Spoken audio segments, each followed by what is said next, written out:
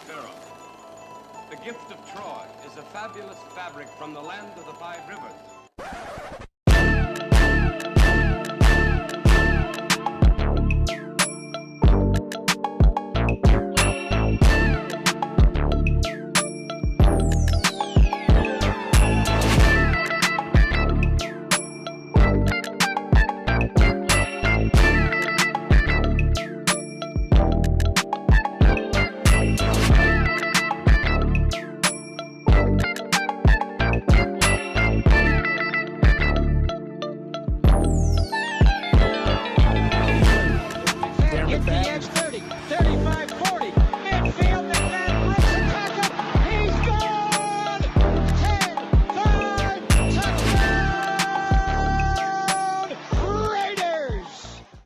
Years ago, when we came to Los Angeles, I really believed that the greatness of the Raiders would be in its future.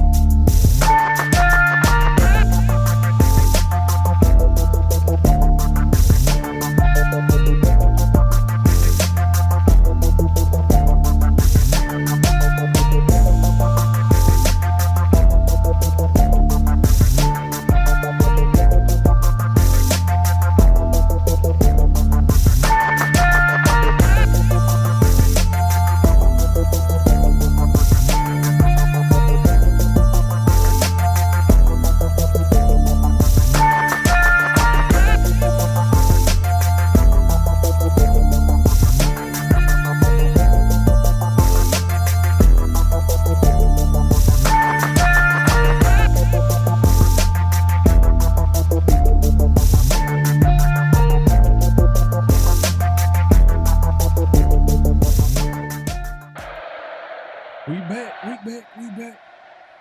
Man, you already know what time it is. Oh, you didn't know? 50-50.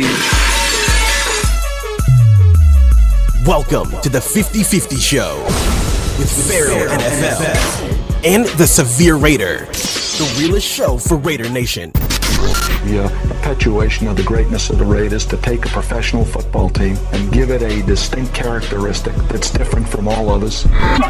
Make sure to clock in, like, comment, subscribe, and hit that notification bell. Raiders! Man, we back, man. The 50-50 Show is back. We had a little 1 week hiatus, but we back at it. It's draft week.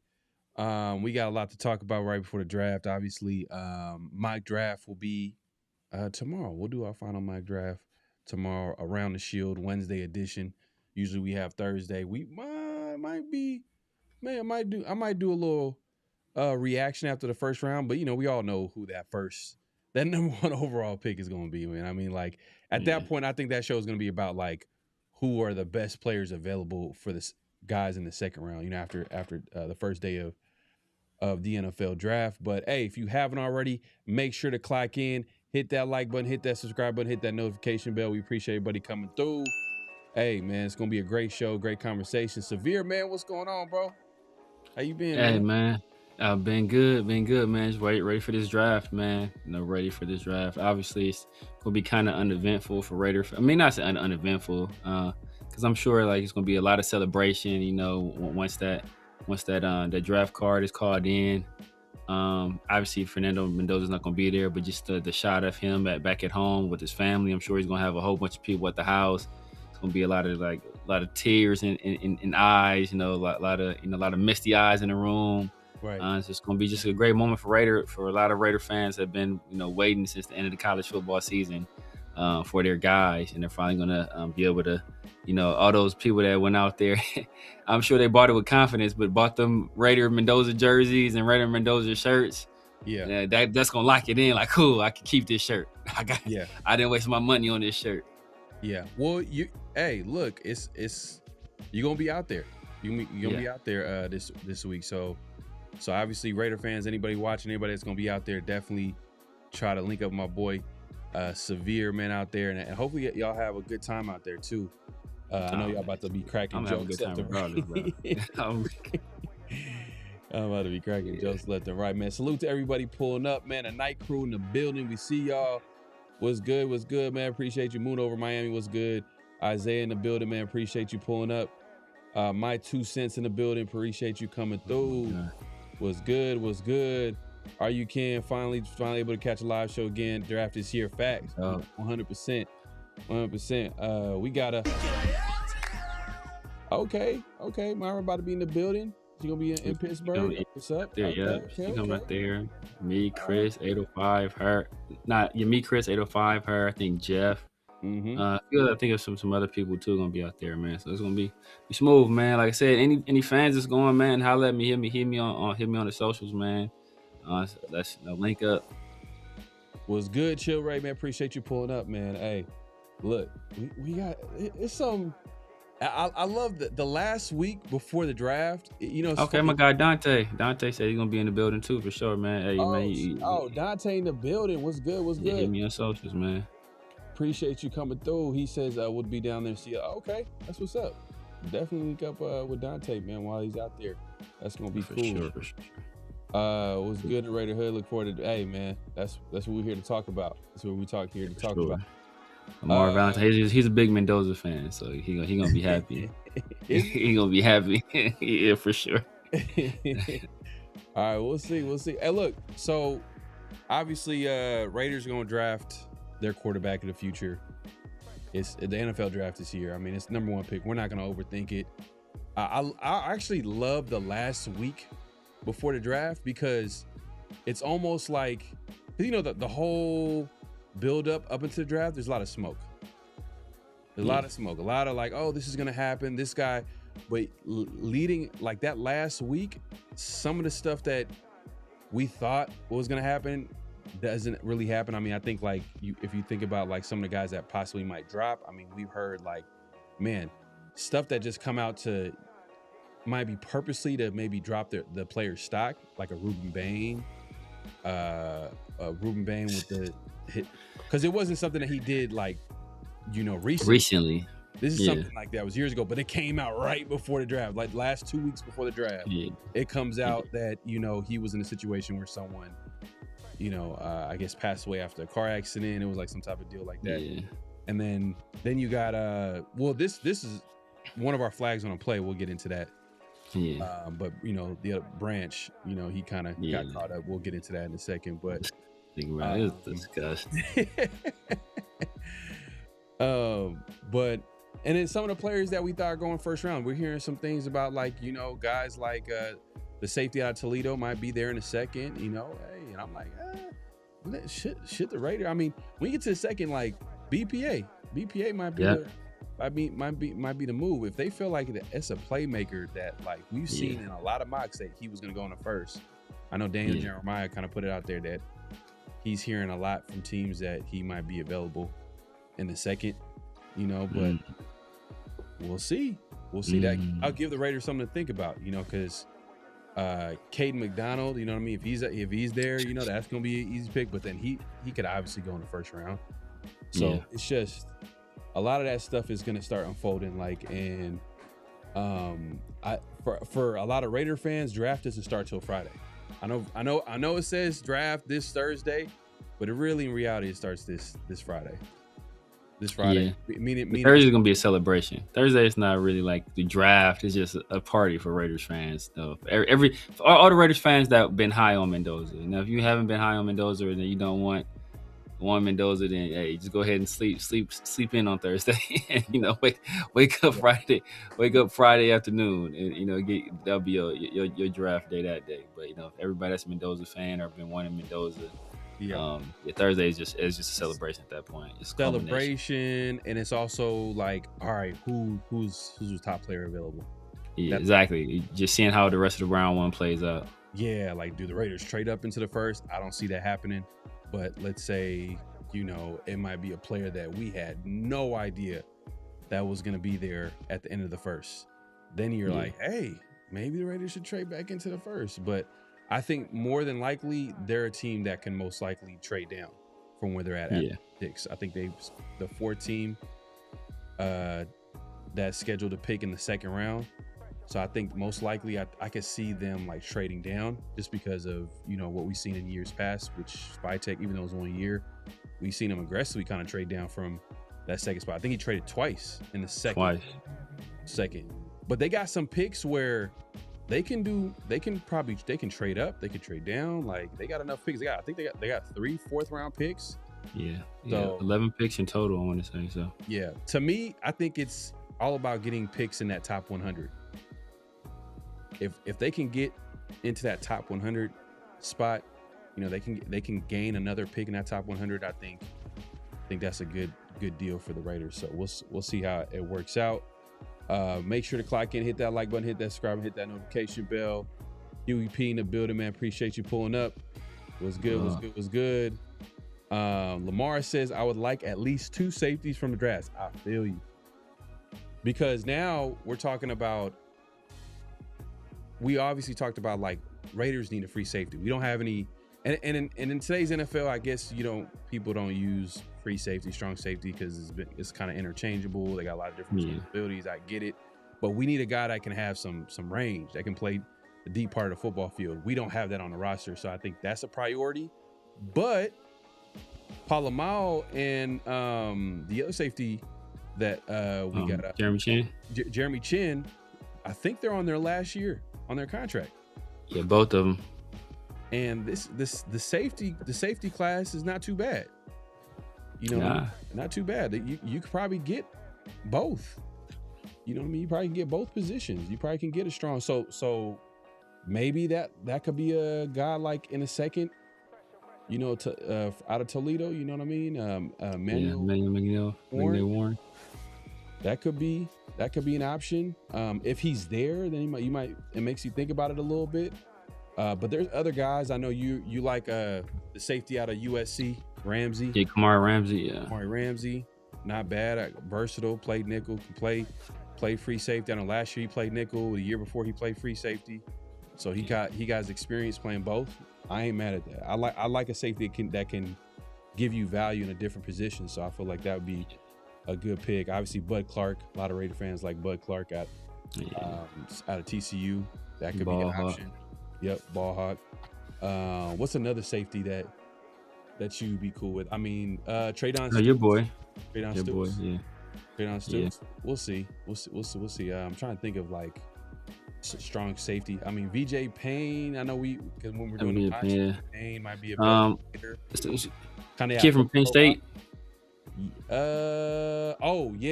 Kid from Penn State. Forgetting his name. I'm terrible with names today, bro. Landon Roberts was who it was. That's the other linebacker. Landon Roberts. See, he's talking. That was off-camera discussion, but that's what it was. They're like, who's the linebacker out of Pittsburgh that the Raiders picked up last offseason? Landon Roberts, who obviously I don't think the Raiders brought back. I think he was on a 1-year deal. Devin White ain't coming back, most likely. You know what I mean? So it's crazy. A lot of these 1-year guys, they stayed 1 year, except for Zakee Wheatley, I think. Zakee Wheatley. So he's a guy that, like, shout out to my guy Ray. He's super high on him. But like he didn't really test too well. No. But when you see him out there playing, he looks way more athletic than what he showed. So hey, that could be a possibility too. And I think his game I think he could play. He got some versatility as well. Like he could play free safety, can come down, play near the line of scrimmage. So that could be a possibility too. I think you keep Huey P says, I think you keep pick 36 and get another future starter other than Mendoza. Okay. I ain't mad at that. Right now, we don't know the thing is, it's hard to predict who's going to be available after the first. We can only do these mocks and a lot of these mocks, it's a simulator and it's based off their big board. But at the end of the day, there's gonna be a guy that we thought that was gonna go in the top 15. That's gonna be there at the end of the first. It's gonna be there. It happens every year. There's always gonna be a guy that we thought that was easily gonna be a first round pick. I know last mock draft on Around the Shield, we had the tackle out of Arizona State.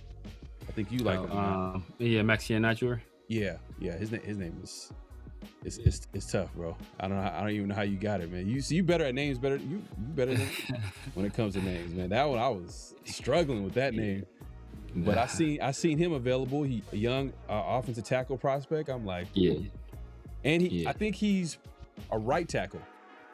He did play right tackle. He's a bit of a project though, because he hasn't played football for a long time. So he started at ELAC as a basketball player, and the basketball coach was like, you could probably make a lot of money playing football. So he made that transition, and it's been like a straight up ascent since there. Yeah. And the reason why, someone would be like, well, didn't the Raiders drafted 2 offensive linemen, one of them being a tackle in the 3rd round last year? Wouldn't they want to see what they have in him? And then don't they have Glaze? Glaze obviously he struggled last year. Yeah. Showed a little bit of a promise in his first year. Grant, in the limited snaps that he played, it was at left tackle. So then you would have to kind of change him to right tackle, and that's a whole different position, footwork, all that type of stuff. It's are you gonna really bet on him being, and especially after the offensive line being as bad as it's been last 2 years, are you really gonna risk it? Don't you want to just put out a good product out there and build off that? And so I'm thinking they easily can go right tackle. And you start thinking about a lot of the starting tackles.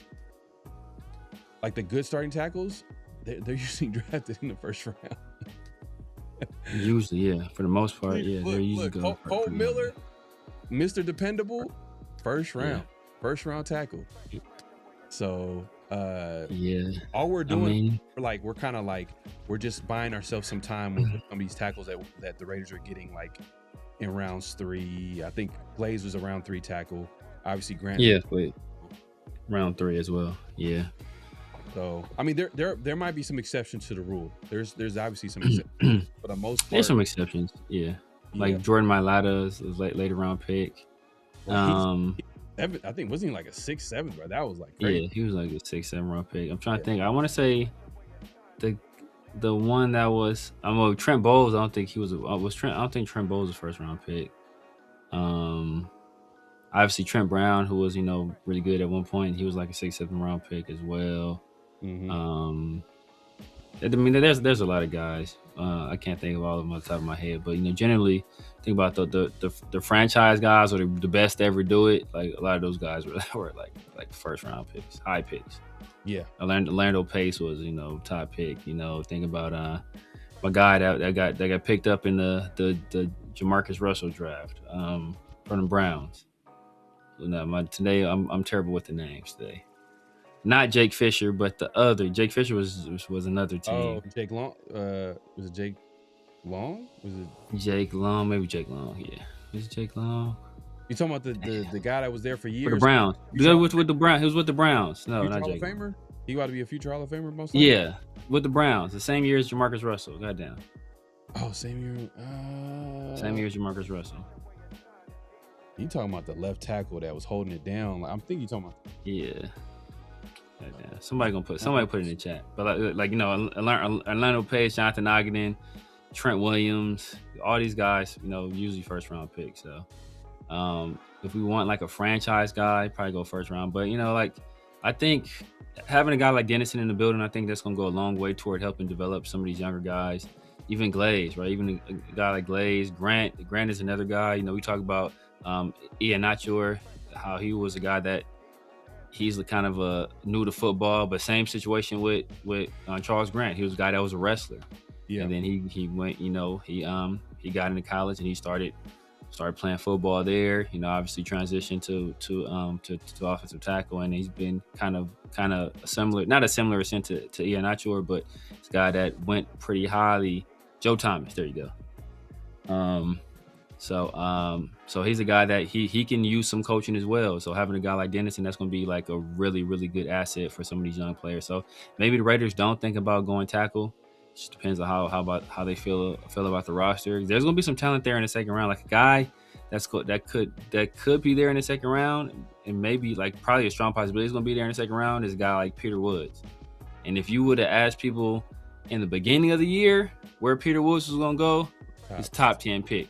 Yeah, maybe top 5, right? That good of a player coming off that other year. Obviously, he had a down year. Clemson had kind of a down year, so his stock is kind of falling off. But if you can get the same Peter Woods that you got like the year before that, then you have one of the best young defensive tackles in the league. So, like, do the Raiders want to take a risk on that? Do they want to go wide receiver in the second round if a guy like Denzel Boston falls, or like you said, if a guy like Emmanuel McNeil Warren falls? I saw somebody in the chat put up Jacob Rodriguez, right? Like, he's a great talent as well. But with the Raiders signing Quay Walker and Kobe Dean, is that a situation? Do they want to make another investment in linebacker? So it's gonna be very interesting, because depending on how the first round plays out, this thing can go a lot of ways. Yeah. Ken says, I thought this offense was easy and QB friendly, but why did Bowers say it's difficult offense to learn and it's a lot? Well, I think Bowers said the same thing last year when he was transitioning to the offense last year under Chip Kelly. He was saying that, hey man, it's taking time. And I think Bowers is just being honest.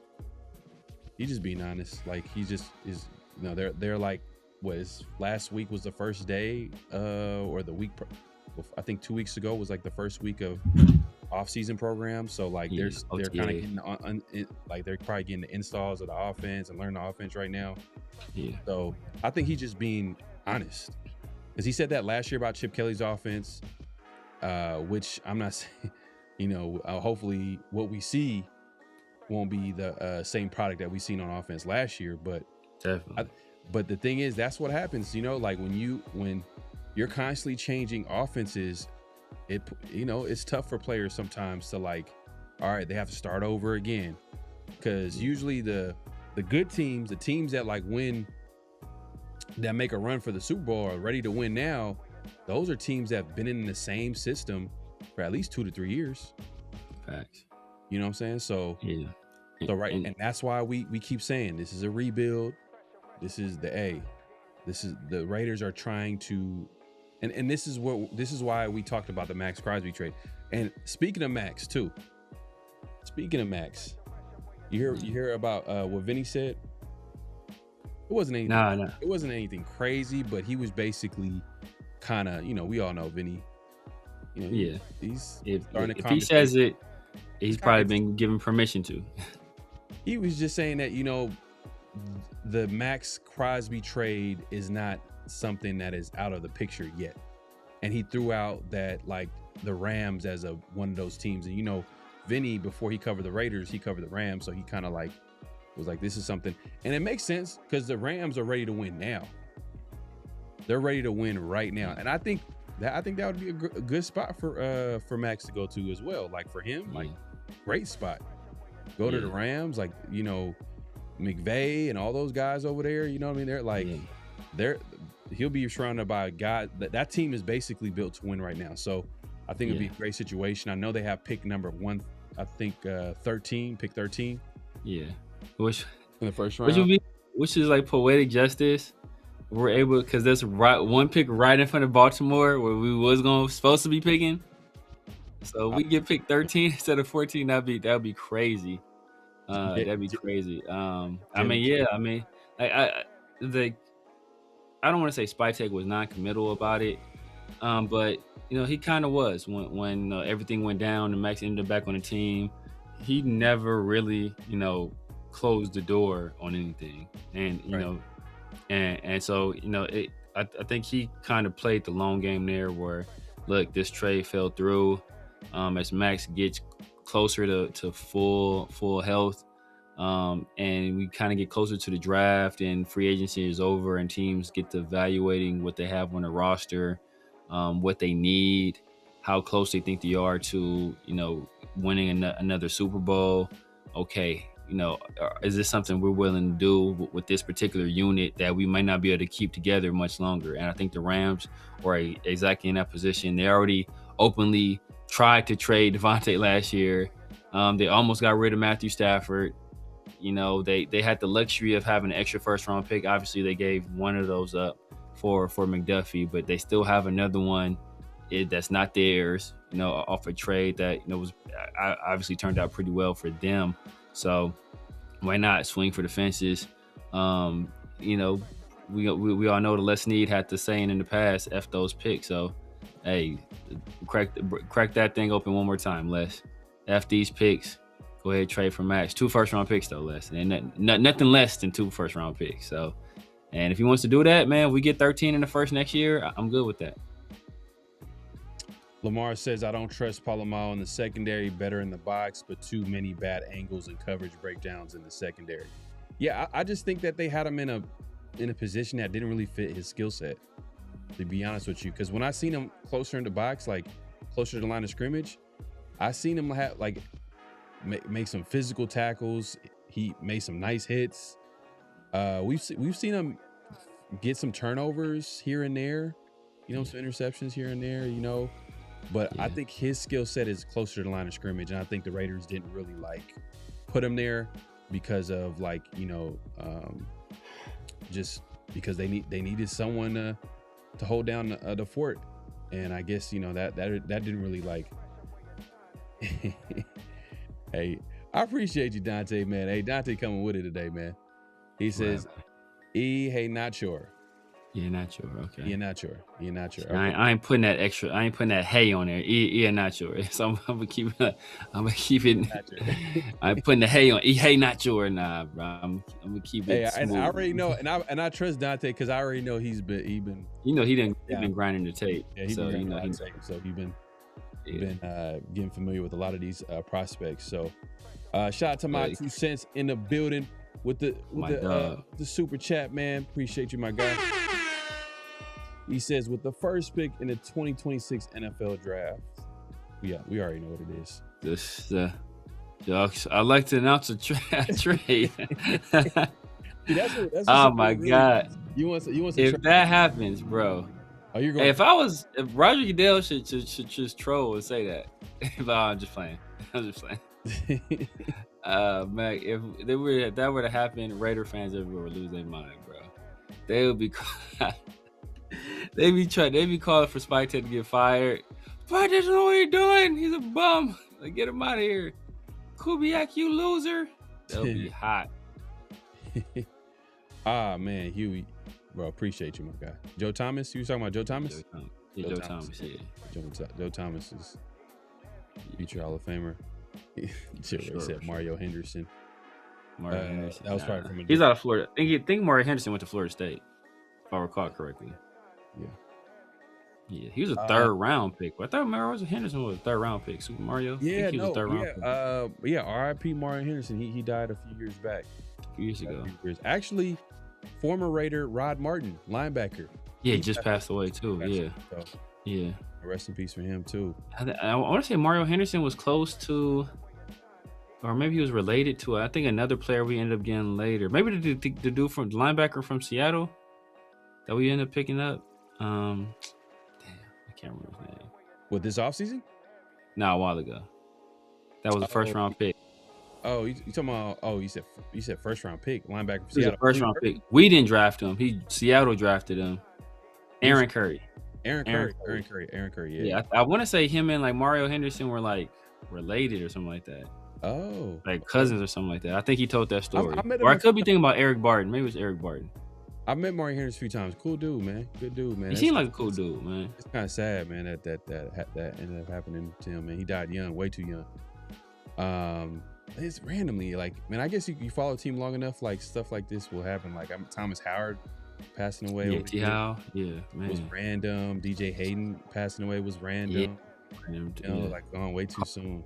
I know DJ Hayden was a car accident. Yeah, that's just it's sad. And I know he even before that he'd been through a lot. You know what I'm saying? Like we all know like when he got drafted, I think he had like that injury where the crazy open heart surgery. Yeah, that's wild, man.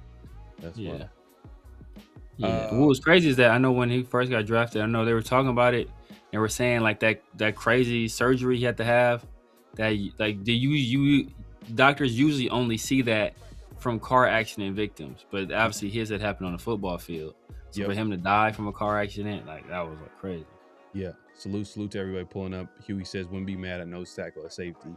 BPA, man. It really come down to BPA. It's tomato. It's basically whoever you feel like. If it's a situation where they look at a lot of players on the board and they're like, I mean, we could take any of these players and be good with it, then I can see a trade down.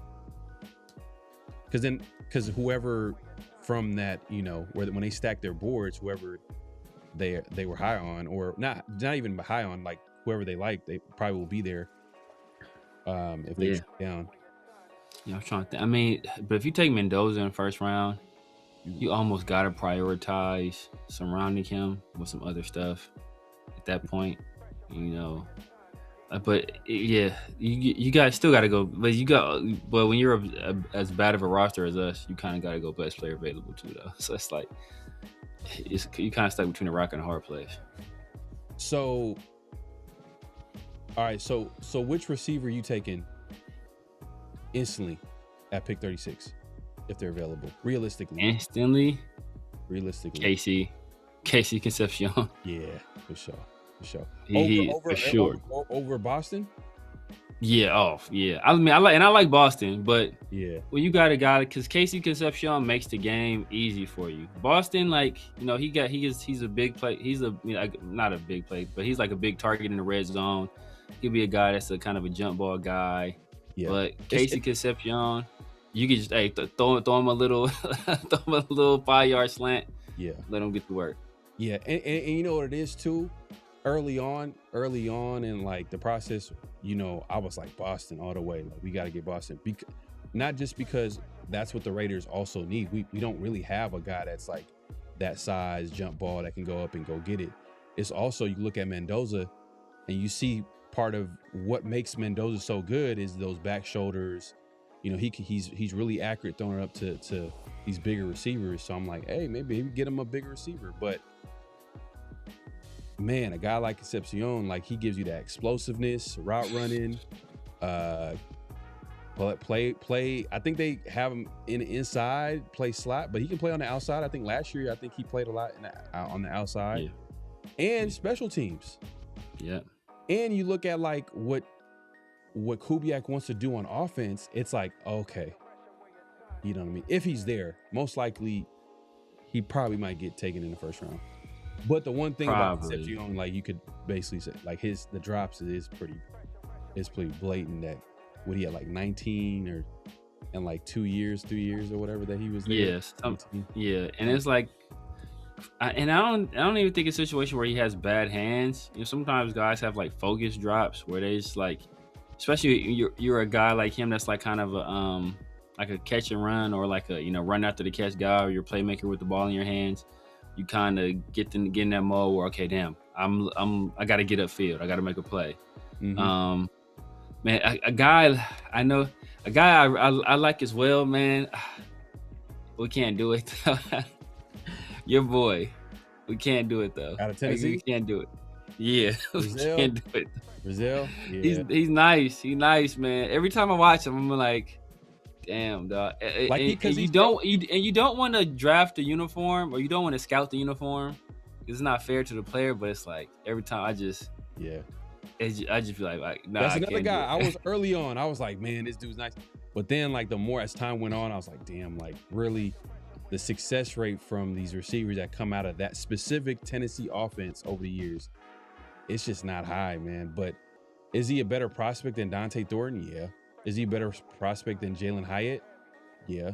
You know what I mean? Like you can argue that, but then also you got to argue like when he comes in, it's low key gonna be a project. Yeah, just because he has to learn how to run like a full route tree. You know what I mean? You gotta. It's like it's a lot of like what ifs. Like you gotta like if it's a lot of more. You know, obviously it's the second round, but there's probably other guys where you know a little bit more. Like, oh, okay, you know exactly how you're gonna use them. You know exactly with Brazil. It's like it's a little bit more of a projection, I think. Exactly. Yeah, that's the thing. The projection part of the projection side. You like because the talent is there. You know, like he can conceivably do everything you need him to do on a football field, but you just wonder, like you said, just like understanding the nuances of NFL offenses. And if it's for a guy like Brock Bowers, who he's saying it's difficult. Hey, you know it's funny, man. Shout out to Dante. I think last year when he was telling us like how he did not like Dante Thornton coming out, like he wasn't high on him. I think he was saying like he liked other Tennessee receiver better. And it was Brazil. And then I looked at now like hindsight's 2020, but I remember I was. Oh yeah. He was right. Like I'm like, oh yeah, for sure. Yeah. Brazil, I'm like, what the hell? Like it's not even close. Yeah, it's night and day. It's night and day. He like Brazil looks way more of a natural receiver than Dante. Dante, I remember I said this last year. I was like, when he was coming out, I was like, doesn't it seem like Dante when he catches the ball? I'm talking about like his Tennessee. You know, I was like, when he catches the ball, it doesn't seem like it's like he's barely catching it. Like is he catching it with his fingertips? Like yeah, you know what I'm talking about? Like yeah. And it does like a strong catch. Like he not like like just. But I don't know. It doesn't look natural for him either. Yeah. But we'll see, man. I know SpyTech talked about both receivers and how much, complimented their hard work and how they didn't leave Vegas. They've been in Vegas all off season trying to work on improving. So it's good to hear. Who? Besh and Dante. Dante. Okay. 2 receivers the Raiders drafted last year. That's good. Still kind of have questions about. I'll say more so Dante Thornton than you probably can say the same thing. Besh, 2nd round pick. Yeah. Still don't know. But the reason why I say more questions with Dante is like I can see Besh being like a cool, solid receiver. Yeah. But like Dante, it's like I don't know. Still I don't know. Like because it was rough. Like the entire year was very rough. Like usually you want to see a player at least get a little bit better. Like, okay, yeah, better. But but there was a lot of factors. The Raiders offense was disgusting. Offense coordinator got fired. Yeah, offense got fired in the middle season. Like everything that can go wrong in the offense went wrong. Gino had a terrible year. Like there was games where we didn't even hear from Brock Bowers. So, and we know what Brock Bowers is as a talent at that tight end position. Like. Yeah. So you could tell like there's a lot of things going wrong with that Raiders offense. Like, if they can't find a way, if there's a game where if he goes from having like 10 targets to like 2 or like 1 target. I mean, we talked about this during the season. Like, what the hell? Like, why didn't Bowers get any targets? Like, what's going on here? Like, but that was the nature of the Raiders offense last year. So I'm gonna give the rookies some grace. You know what I mean? Just because there was that too, and that was a tough situation on top of them trying to get used to the NFL game. So that's fair. We'll see. Shout out says I would like to go Mendoza, Rodriguez, Hurst, Clark, and Orange. Man, I ain't mad at it. That would be a hard. I don't think Hurst gonna be there in 3rd, brother. Hurst, I doubt if Hurst gonna be there in 3rd. Hurst gonna probably go late 2nd. Clark could probably be there 3rd. Orange would probably be 3rd-ish to late 3rd-ish, early 4th, depending on how DTs fall. So like the most realistic ones are Mendoza and Rodriguez. We may get lucky and get Hurst in the 3rd, maybe. But I think those other guys, like all those guys are like 3rd round grades, I think. So safety, when I'm looking at safety position, I think the sweet spot is like rounds 3 to 4. Yeah, that's what I'm looking at safety. Like I'm like, oh, okay, but you never know how the draft falls. Sometimes, like when one player gets taken, they'll make a run at that position, and then teams will start like Like Thornton was drafted last year in the 4th round, and where were we picking him in the mock drafts? Like the sixth round. You know what I mean? Like same thing. My guy Charles Grant. I'm a big Charles Grant guy, but we was like 5th round. When I was getting him in the 5th round. You know, taking a chance out on a small school guy, like that's. Yeah. So I don't know.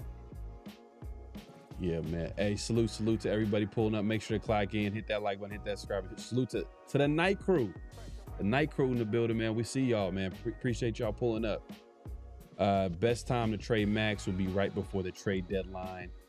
You said wait for a team to get desperate because of injuries. Facts. And that's where I'm at with it. Like realistically, I don't see a trade happening. I know that Vinny put that stuff out there and kind of makes you think a little bit. Like there's a team make a call and say, hey, like we'll be willing to give up this 1st round pick. I think the Raiders value the picks more than anything, more than a player. So if it's like a combination of a player and a 1st round pick, I don't know if the Raiders pull the trigger on that, depending on who the player is, how old the player is. Then it might be like then it might make them think about it a little bit longer, because I think they have a plan. And if it's a young player, then you're building around Mendoza, and then you're like, oh, okay, maybe we'll be able to make this work. But I think most likely 2 firsts is what they're looking at. They might have to settle maybe a 1st and a 2nd. Yeah. I don't know if they still get that trade. I know recently Dexter Lawrence got traded from the Giants to the Bengals for a 1st round pick. And I think was it for pick number 10? Top 10, so top 10 pick. They got top 10 pick. The Giants they got some picks. Yeah. And that's the same draft class too. Mm-hmm. Yes, sir. Appreciate everybody pulling up.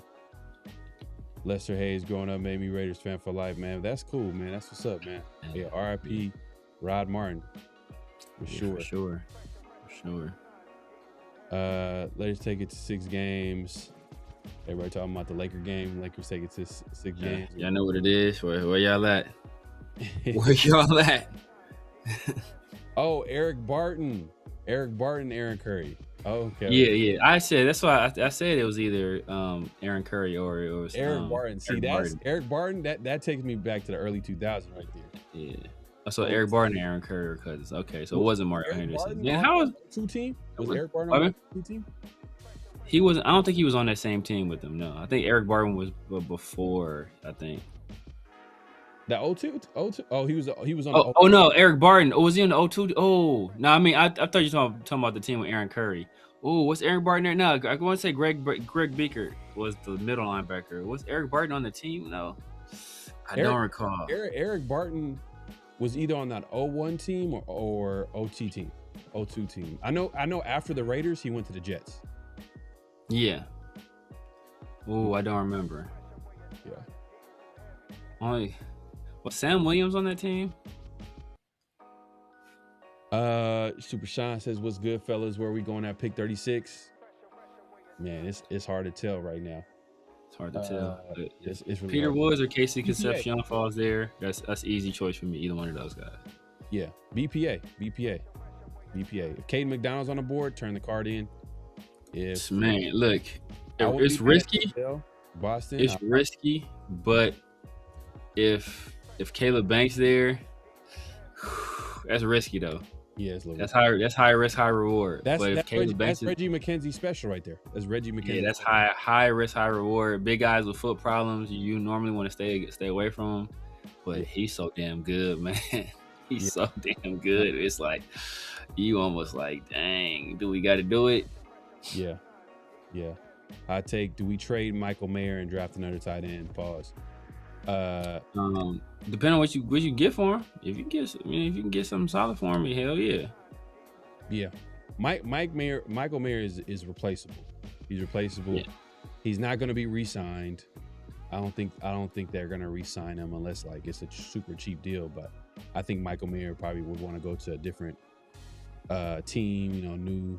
New team, new opportunity, better chance of probably getting more targets because it's the Brock Bowers show.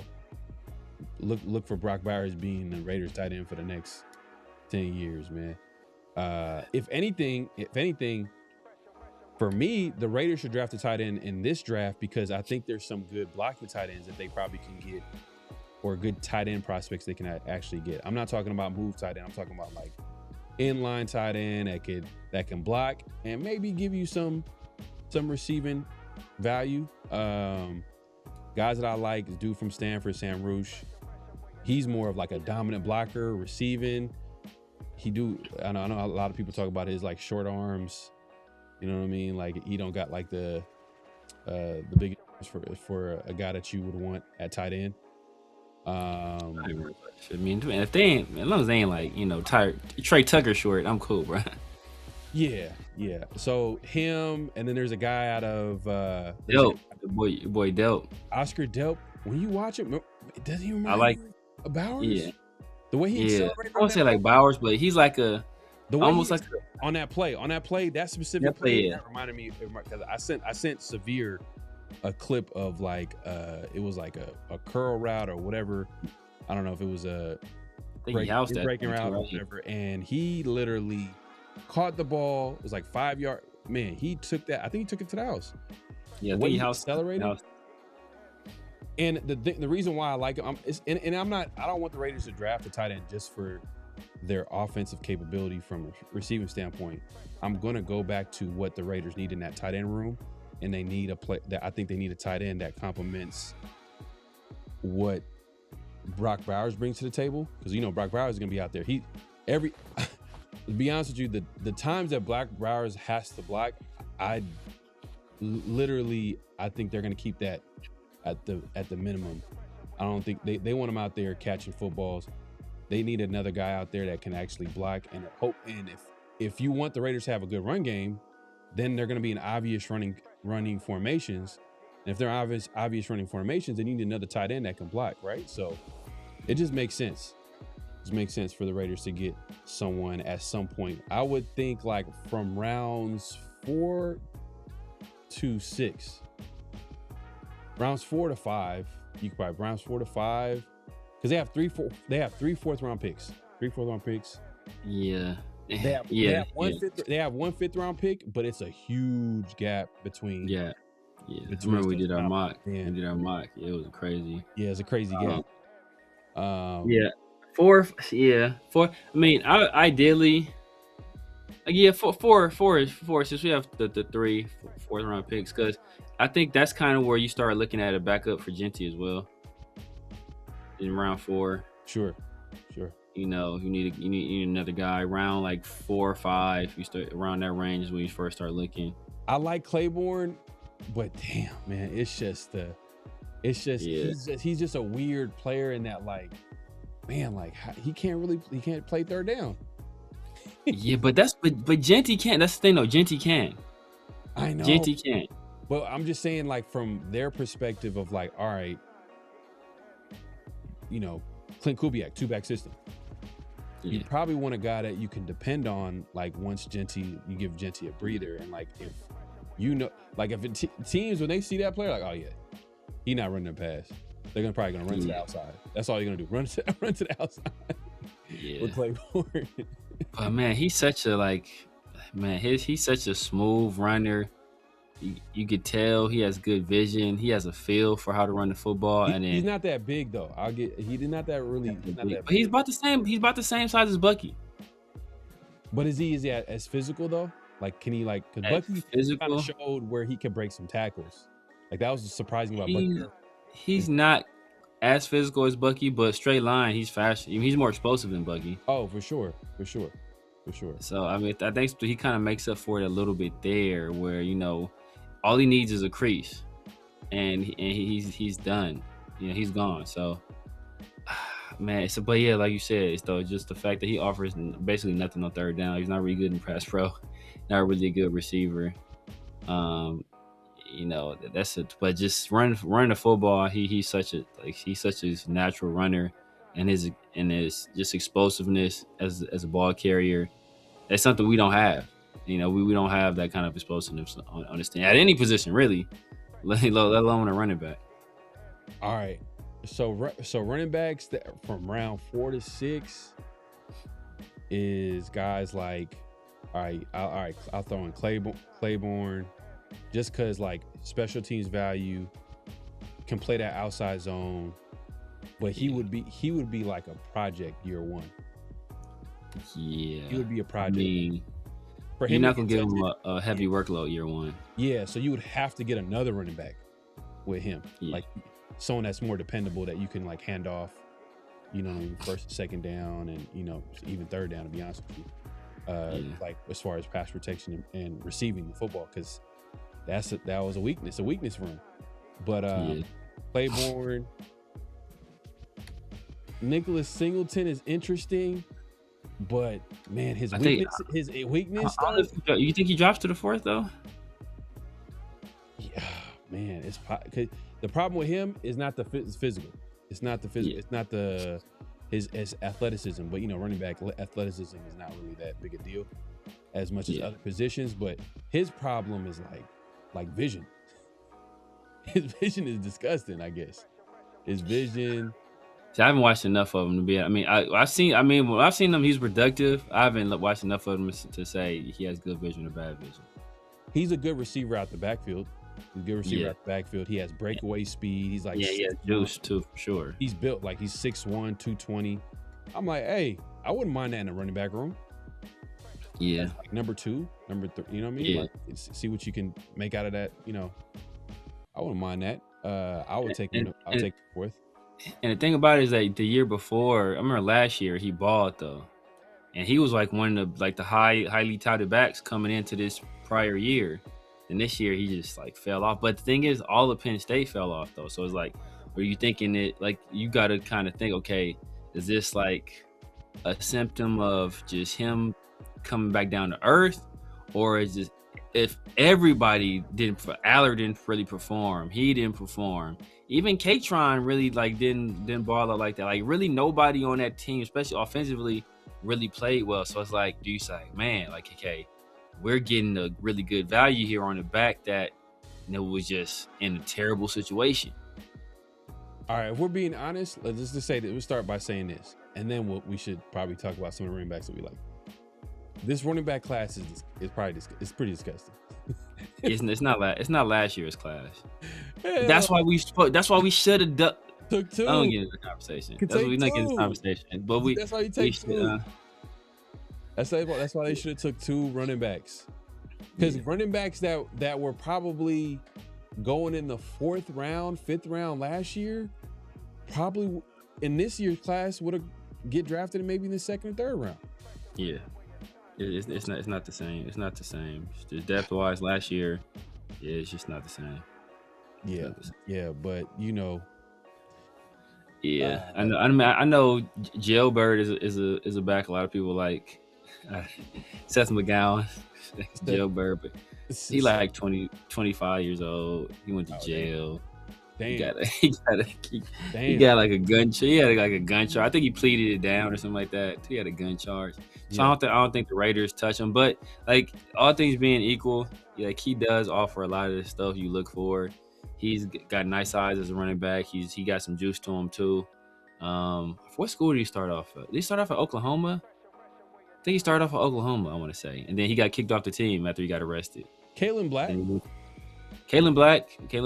Indiana, obviously. There'll be a connection with Mendoza there. I'll take him in the 6th. Yeah. There, you know what I mean? He's not going to he wasn't invited to the combine. So, you know what I mean? Like, I know a lot of people think he was like a favorite in like the top 30 visits. Like a lot of people try to bring him because they obviously didn't see him in the combine. So they're probably trying to get some in-person like info on him. I wouldn't mind him in the 5th, 6th. Guy like Kalen Black. I'm trying to think of another running back that possibly. Oh, Jaden Ott is another guy. He's a guy that was really. He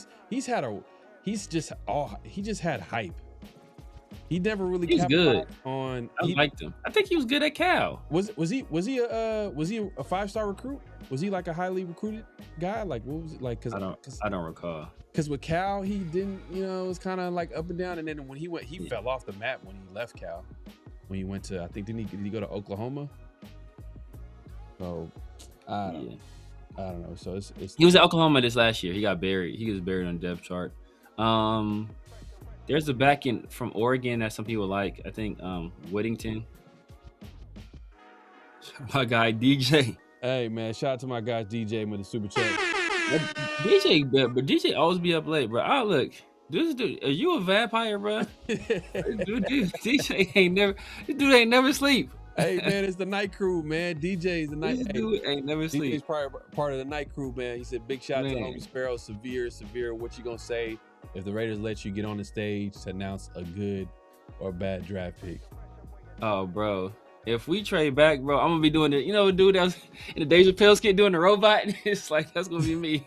I was feeding the whole draft and going. You're gonna be that Raider fan. Severe about to be that Raider fan that was an automatic meme when Cleveland Farrell got drafted. He gonna take his hoodie and just go like this after you make the pick. He just go like this and just walk off the stage. Like, damn, like what is going on here, man? Why did the Raiders pick this guy? But no, hopefully they don't have none of those in this draft, man. So hopefully they get some great picks, great value, all that good stuff. So, but my guy DJ, man, appreciate the super chat. But yeah, man, there's I know we talked about running back, tight ends. There's a tight end from Ohio State that I like, not the number one guy. There's two tight ends. One's more of a receiver, the other one's more of a blocker. Max Clare is a number one guy. That dude is a dog. I forgot he's a transfer. I'm sure Dante know where he transferred from. I don't remember where it was, but he's a transfer from somewhere. He's a dog. I don't think he had the year people thought he was gonna have. Yeah. But he nice though. And I forgot the guy. I know the backup guy is the guy you're talking about. He's more of a backup. I forget his name. I know who you're talking about though. Yeah, I'm talking about the he's more of a back. He's more of a blocker, which he outside of Sam Roosh, I think he might be like the next guy up as a blocker. Out of Ohio State, which I don't mind, man. I wouldn't mind that, like getting that guy like maybe in the 5th. But it's hard to say because like I'm saying 4th, but I'm basing it off these draft mock simulators. So some of these guys you might be able to get them later, but. Some of them you might go earlier though. I remember like last year, I was able to get Tyleek Williams and Kenneth Grant routinely in the 2nd round. Both those dudes went top 20. I want to say. So it's his name is Will Kaczmarek from Ohio State. Oh, Will Kaczmarek. Yeah, okay. Yeah. Oh, know what? Dude, is the Alabama tight end coming out? That's another blocker. You talking about? No. Talking about Quavis. I thought you were talking about Texas A&M. Nah, I think it's Quavis. Quavis. He wasn't. I don't think he was super productive, but he's a dude that he's not a blocker though. He's a move tight end. He's like more like a Y type of. But dude, he got a little shimmy to him. He got some nice hands. It looks like he runs some pretty smooth, clean routes. Him and Ty Simpson seem to have a pretty solid connection, especially since basically all of Ty Simpson's weapons outside of Jeremy Bernard was kind of letting him down. We was watching film with me and 805 and Chris was watching Ty Simpson the other day, and he kept popping up on film, like make like 3rd downs, like dependable receiver. Yeah. We'll see. I mean, there's some other guys, that I like. A lot of guys I mentioned are more of a blockers at tight end. Everybody that I mentioned, I think we mentioned were blockers at tight end. But I think the best one from an offensive standpoint that can give you really good, like has potential to be really good receiver as well as blocker is Oscar Delp, which I think he's gonna be one of those guys that might go earlier. But if he's there like in the 4th, I'm pulling the trigger. Sure. Look at Dante. Dante said Quavis. Said Quavis is his number 6 tight end. Yeah, but Quavis, bro. Look, Quavis. When we was watching film, bro, Quavis. I said he remind me like of a Chris Cooley type. He just know how to get open, bro. He just knows how to get open. He's understand like in this like there's one route where I think he ran like a hitch route. He saw Ty Simpson was in trouble. Well, actually he saw that it was a defender. It was a zone. I think it's like a cover 2. It had dropped into that area, so he instantly started moving. Found that space in between the, obviously that hole in the cover 2. He found that space, and Ty Simpson hit him. Man, it went for a big gain. And you see, like he understands how to get open on the football field. Like I said, he's a solid athlete. He ain't the biggest guy. I think he's like 235, 240, but it's good hands, good movement. Like he's the kind of guy you want on your team. Is he a blocker though? Can he play that? Like I said, he's not. He's like a wide. He's like Chris Cooley. Like he ain't really out there blocking. See those guys. I'm not looking at those guys because we got Bowers. Bowers, hey, we good on that front. You know what I mean? Yeah. I want someone that can complement the guy that we already have on the room. Like, you know what I mean? Like what Matt, I remember we talked about this before. Like, hey, with Maxx Crosby, like, hey, I like Max. But Max is not a speedy guy off the edge. You know what I mean? He's more of a skillful technician type. You know what I mean? Unlimited motor. Yeah. A nice compliment on the outside would have been a nice speedy guy. I think Kuntz was supposed to be that. You know, had been, you know, speed off the edge, but we didn't, you know. What? I said Chris Cooley, not Chris Cooley. What's my guy? The other Washington tight end that stayed hurt. Oh, man, that's one. This Chris Cooley, because Chris Cooley was more of a willing blocker. I know who you're talking about. This is one the chat gonna have to get because I know who you're talking about though. Is it Reed? Yeah, something Reed. Something Reed. Let me see. Reed. I'm gonna put Reed in the tight end, bro. Something Reed. Reed, tight end. And the chat gonna mess around and get it. Jordan Reed. Yes, that's what it was. Yep. Kuntz bounce back year. That's what I'm hoping. Kuntz, hey man. Kuntz fan be killing me in the comments. Man, between Kuntz fam and Trey Tucker fam, bro, they be killing roasted, me. They were like, what was the last comment they left? Like, thank God you guys ain't decision makers in that Raiders building. Yeah, they be coming. So yes, Dante guy. So Dante, what do you think about that comp, or do you think there's a more accurate comp for him in the league for Quavers? Man, shout out to everybody pulling up. Make sure to click in, hit that like button, hit that subscribe, hit that notification bell. I heard Chiefs looking into trading with Cardinals to try and get Reese. Oh, they do have 2 first. What? Yeah, I don't want to see Chiefs prosper in anything. Like I hope they for Reese though. I mean, that's kind of a. I mean, I think. Did they bring back? I don't think they brought back Karlaftis. I'm trying to think who else they got as a pass rusher. They brought back Chris Jones, obviously. Man, I really don't want them to get anybody. Be honest with you.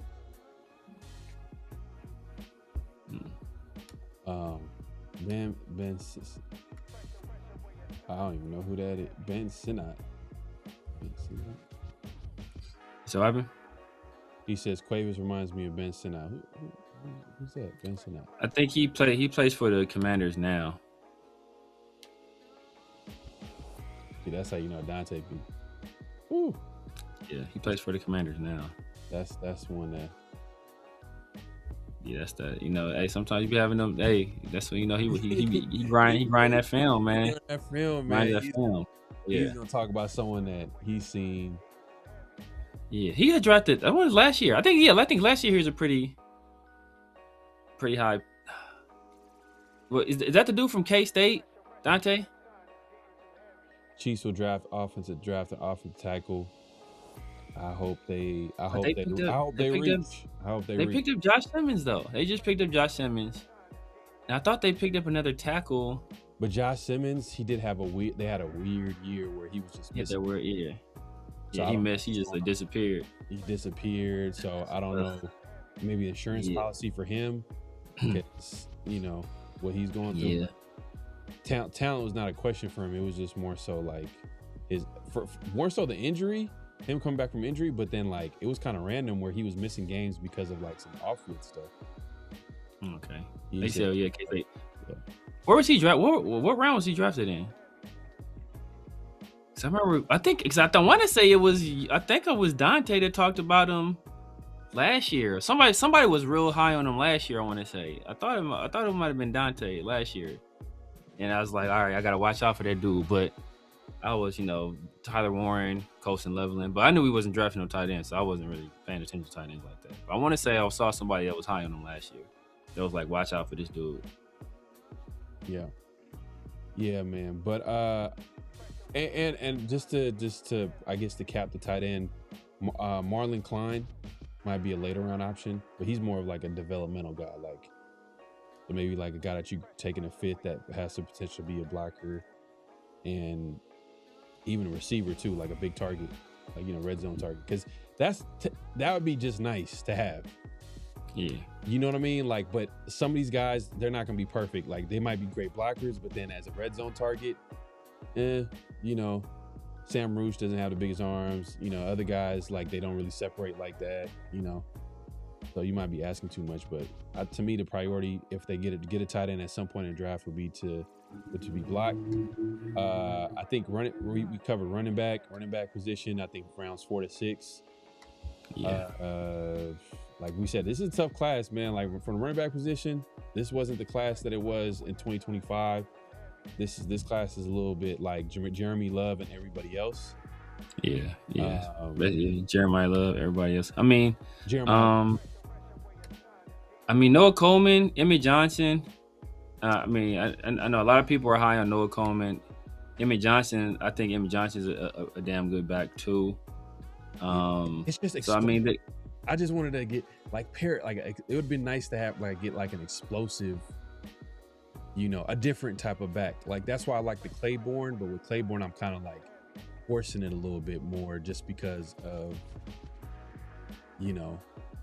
the lack of depth when it comes to running backs that have that skill set. Like, I don't think there's anybody else that really is explosive at the moment. Around 225. Okay. So we'll see, man. But hey, if you haven't already, make sure to clock in, hit that like button, hit that subscribe button, hit that notification bell. You said Kaz is a inline beast. Yep. You talking about old boy? We're talking from Ohio State. From Ohio State. Yep. And then there's another tight end from like Texas A&M. You know what I mean? Later round option. We'll see. Mm-hmm. Adam Randall, I tried, but he just looks kind of like he's tall, like 6'3", 230, but he might be a later round option. Like, 6 round, 6'7" type of option. But when you see him run the football, I think it's because he's tall. He's not fluid. Like, the way he runs, it's just like, it feels like he's too big to play running back. But he's a good receiver at the backfield, and that's kind of interesting. You got a running back that's 6'3", 230, and a good receiver out the backfield. Like, damn, like he's automatically a big target for the quarterback. But yeah, maybe around 6'7", but yeah, I don't know. I know, man. I tried, man. I tried. It's just the way he runs is like kind of like, I don't know. It doesn't seem like it's natural. I think Mike Washington got the trace to be star as well. I think he gets drafted in like the third round.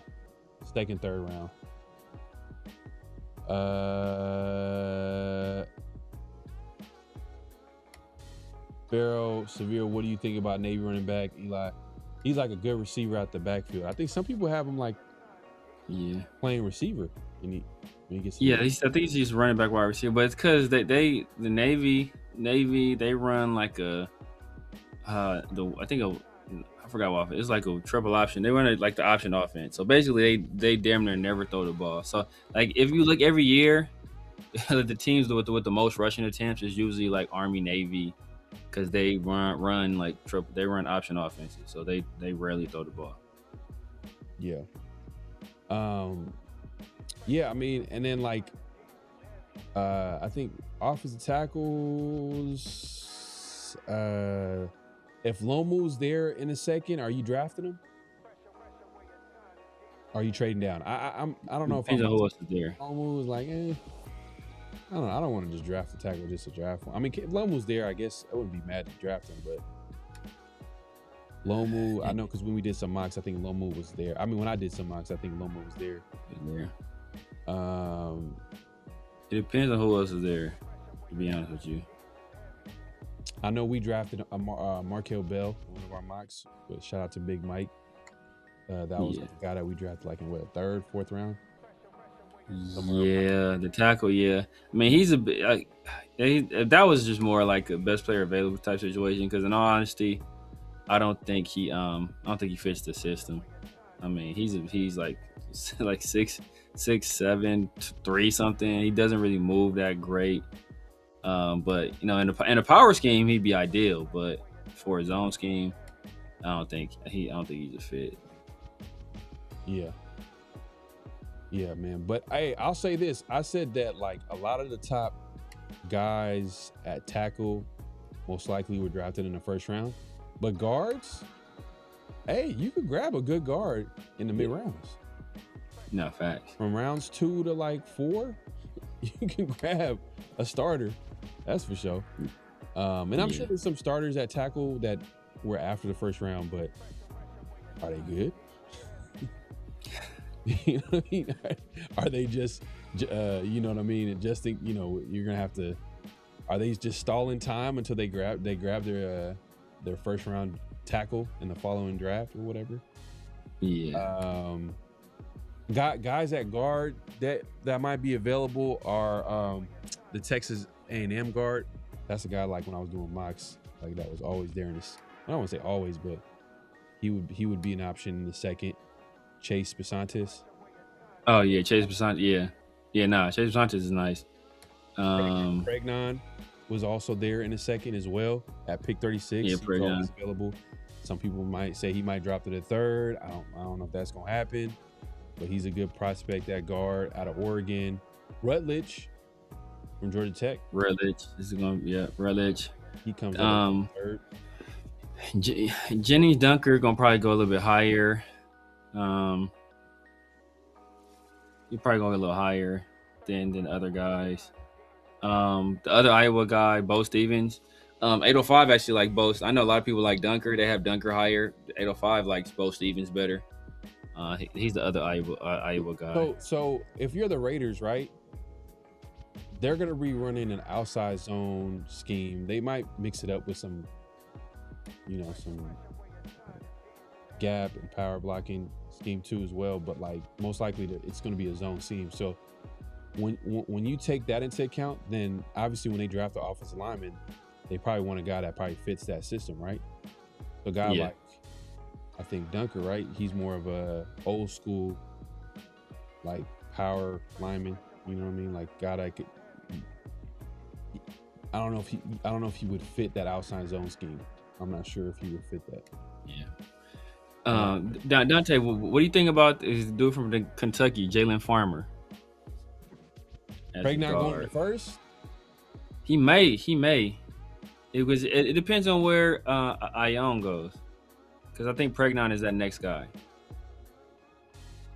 and then I think it's Ion, Pregnon, and then Besantis in terms of guards. I have used Stevens and Logan Jones higher than Dennis Dunker. Are those guys? Would you say would be better in a zone scheme? Bo Stevens, I think Bo Stevens will work in his own scheme. Yeah. Okay. Make sure clock in, hit that like button, hit that subscribe, and hit that notification bell. Wide receiver, I know we touched on this real quick. We said Casey Concepcion, if he's there in a 2nd, we draft him. Denzel Boston, if he's there, we drafting him? Depends on what else is there, but yeah. I feel comfortable at 36 taking him. Depending on what else is there though. But see, like if I feel I can get Ted Hurst later, when you say the same thing about Concepcion, when you say the same thing about him too, depending on what's there too, because We'll see. But I think Concepcion is a for in my opinion, for Concepcion is a for sure like 1st round talent. I think Denzel Boston is like borderline. Like Concepcion, like I think he's for sure like. Yeah. He's for sure a 1st round talent. No, I like him, man. That's that. I like Boston. I like Boston too, though. I like Boston too, and I like him because I feel like a guy like Mendoza would be able to utilize like his skill set. Yeah. But also I got to realize like, okay, what type of system the Raiders are running? What is actually, what's his ceiling as a receiver? You know what I mean? Like, is he like really? And look. By the way, too, I don't think whoever the Raiders draft at receiver, they're not going to be. Most likely, it's not going to be a guy that's going to be a number one outside, like number one option at receiver. It's most likely a guy that's going to fit in within the current group. But that's where you look at a guy like, I think of all the guys that we're going to be taking later on, that we could take later on in the second round, at wide receiver, the guy that can most, in my opinion, the guy that has the potential to be number one is Ted Hurst. So I think he can do everything on the football field. Your main concern about him was he did it at Georgia State, HBCU. That was your biggest concern with him. But he went to the Senior Bowl, had a good week. He's with a guy that coached Chad Johnson and TJ Houshmandzadeh in the NFL, right? Like, he's the guy that had Denarius Moore playing some damn good football for the year he was there with us. Yeah, so that's true. So, you look at that, you see the guy, he's 6'4", I think almost 6'5", 207 pounds. He's seen some talent. Yeah. It's like, Trey has 6'4", 207, ran like a 4.42. You see his speed on the football field, like you see his movement ability. Like, I think everything is there. It's just that leap in competition, is that too big of a leap? But we have we saw him do it at the Senior Bowl against other guys. He didn't duck any of the athletic trait test. So like the athleticism is there. So I think he's a guy that has the most potential to be like a true number one wide receiver in that if we're going to go like second round. And I think we can trade back to the middle of that second round and still probably get him. Now, I'm glad my guy Huey P brought this name up. This is a guy that round 3 could be an option. Round 3 as Carrion Branch. Zachariah Branch. See, I tell you, I'm the worst with names. Zachariah Branch. You like that teacher on Key and Peele. Like, hey Ron. You like Raisi, Jone-san, Eric Johnson. Exactly. Yeah. Man. But he's a guy that I like because I think a guy like Kubiak, I think he'll be able to use in the offense. Explosive, gives you special teams value. More of probably a slot. Could maybe play on the outside. You might say like, oh, he's small. He's not like that'd be like another Trey Tucker, but Trey Tucker's on his last year. Yeah. So technically, he probably could take Trey Tucker's spot and maybe be better.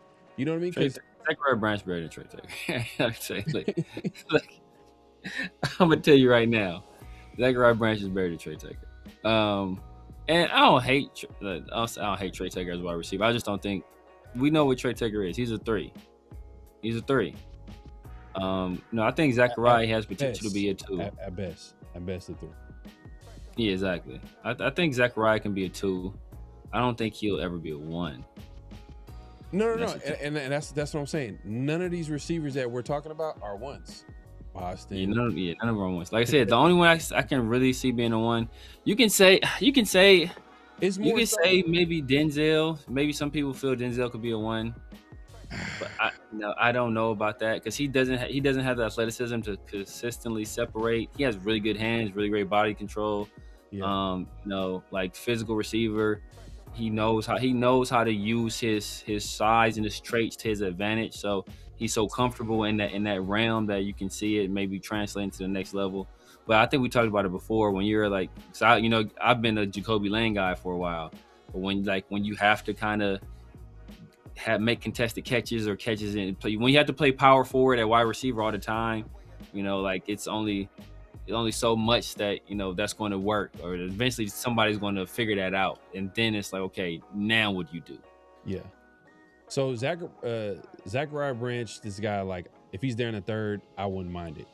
You know what I mean? Because I know like that's a guy that like I could see be successful in Kubiak's offense. And every receiver that we're talking about, me personally, this is how I feel, is outside of like Carnell Tate and Jordan Tyson, everybody else is probably like a number 2, 3, depending on how the offense. It's going to be dependent on the team and what they're looking for at wide receiver. And for the Raiders, it's about what complements as a group already. So we could add some explosiveness. We could add some size. So like Denzel Boston, you know what I mean? Concepcion, Branch, another guy, Omar Cooper. I would turn the card in. You know what I mean? If he was there at 36. It's another guy, but I think he gets drafted in the first round. I think Concepcion gets drafted in the first round. Now, Jeremy Bernard is another guy I like too, but I would love him in the third round. I would love him in the third. But yeah, I you know what I like about Bernard? He's one of those guys, like he doesn't do everything. Like he's not great at anything, but he does everything well. Pretty well, yeah. He you know what he reminds me? Jacoby Myers. Myers type. Which we could use. A little more juice than Jacoby. Yep. But Jacoby. Yeah, and he can play inside, outside. You can move around, got some yak. Like, I wouldn't mind that. Yeah. More in the third, if he's there in the third, perfect. If the Raiders trade back and pick up another third, and you know, depending on where they're at in the second, I'll take a Jerry. I wouldn't be mad at Jerry Bernard. Yeah.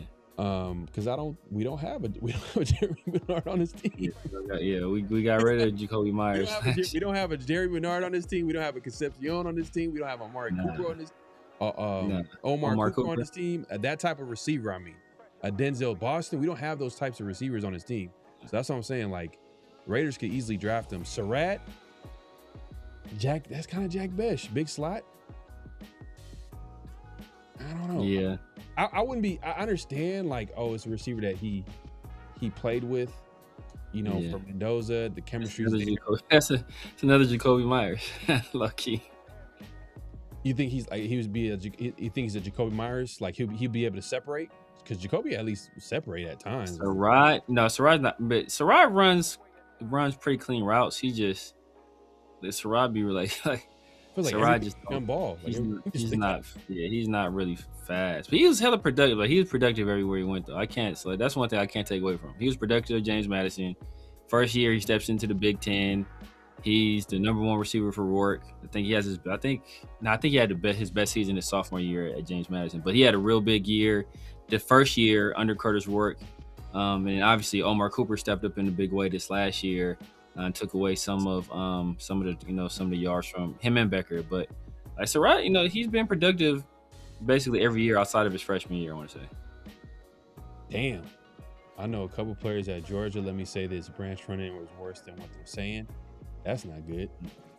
That is not. I mean, that's not good. We'll get into. I guess that's a good transition to flag on the play. We're about to get into that real quick. I just want real quick before we do that. Bell possibly third. Hey, Steve Smith is high on Bell. Skyler? Oh yeah. Actually, you gotta be clear. Well, I mean, which Bell? Yeah, because there's Skyler and there's Chris. Bell or Skyler Bell? Now, if it's Chris Bell, your boy Steve Smith. I like Chris Bell.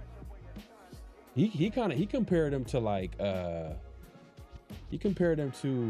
kind of a random comparison. I was like, hey, do I see it? To receiver for Dallas. Pickens? Yep.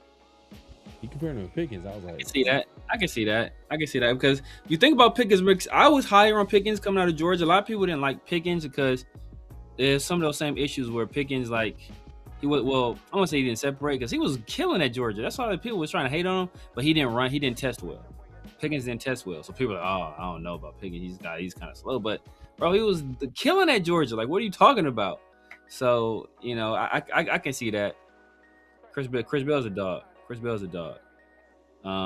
I really like Chris Bell. If that the injury might push him down the board a little bit. Damn, Chris Bell's your number 2 receiver. Damn, we should have Dante on. Chris Bell number 2 receiver. Yeah, I know. I remember we was talking about it too. And know what? Because I went out of town That's why. Because I was out of town last week. That's what messed it up. Yeah. Maybe Dante, if you free, man, maybe this Thursday, after the draft. I don't know what the schedule's looking like. I'll hit you up on the back end, man. We should have you. I don't know why. As you know, you said Chris Bell's your number 2 receiver. Yeah, I think he had Tate. I think he had he had. Damn. So I think he had. Oh, did he have Tate 1 or did? No, I think he had Jordan Tyson. Oh, I can't remember. He had Tate or Tyson number 1. I can't remember. Oh man, Hurst. So Bryce Lance is one of those from like on paper, I'm like when I see like the physical athleticism, unbelievable. But like I've been fooled by guys like that all like, man, like at the end of the day, like I don't know. We already have a guy like that. And hopefully Hurst is not that type of guy. Like seems like he's has a better skill set coming out than like a Dante Thornton. But Dante Thornton, if you think about it, as much as we want to talk about how like, hey, you know what?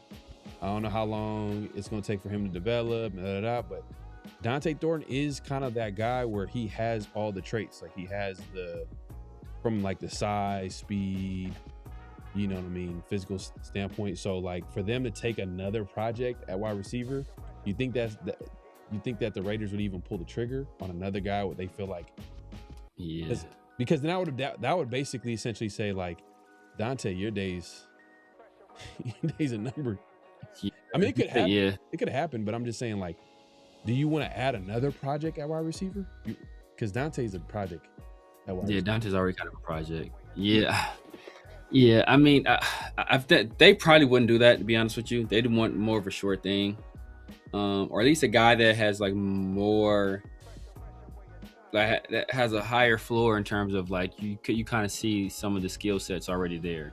Because Hugh was saying Ted Hurst can run the entire route tree, you know, and now that maybe that's just Hugh bigging up his guy.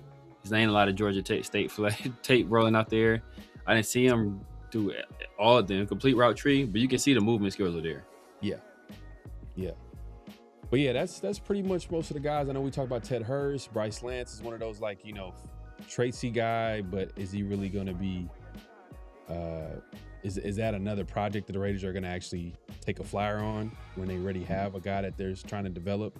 Even Brazil, I put him in the project, like, just because, like, a guy at Tennessee, like, are they going to take a flyer on him? Like, so I'm looking at guys that are not ready to contribute now, but like, they're not going to be total projects like Dante Thornton is.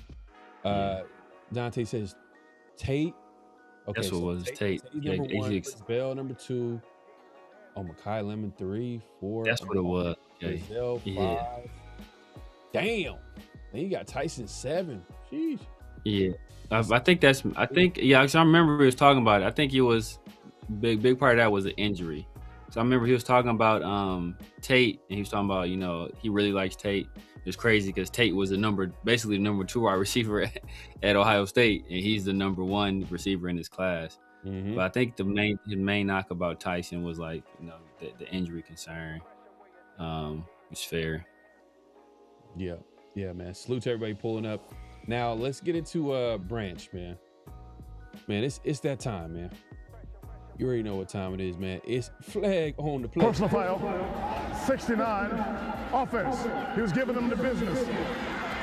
We played it down. All right, man. It's flag on the play. This is where we talk about things that we have an issue that's happening around the NFL, the Raiders, or just outside of sports. You know, it could be anything. But this week, obviously, we kind of alluded to it. People were talking about it earlier. Zachariah Branch was arrested over the weekend. If you want to fill in the details, Severe, on what happened. Yeah, he was I think he was at an event, like, supporting his cousin.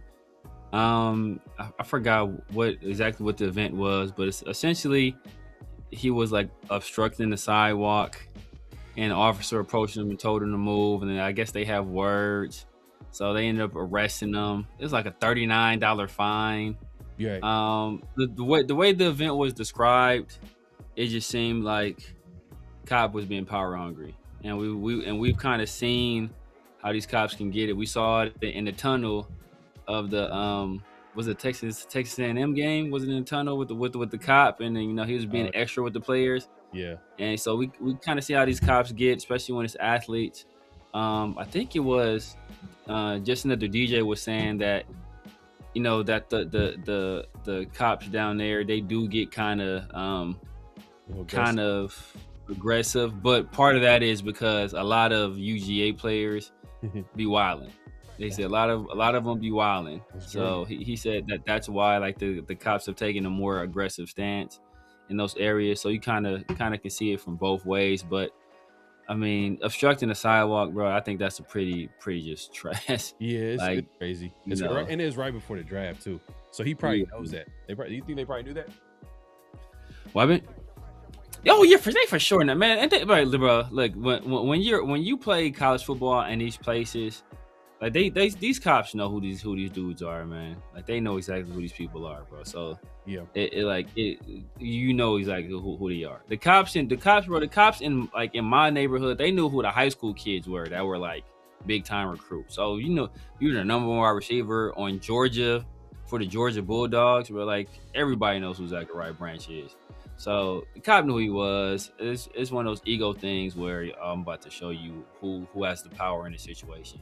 Not only do I have the power in this situation, but I have the power to potentially hurt you financially and hurt your draft stock. So Michael, I agree. I agree with you. It was not anywhere near enough to put me off Branch. No, I agree. But our guy Dante is saying that it's more to it than what we're hearing.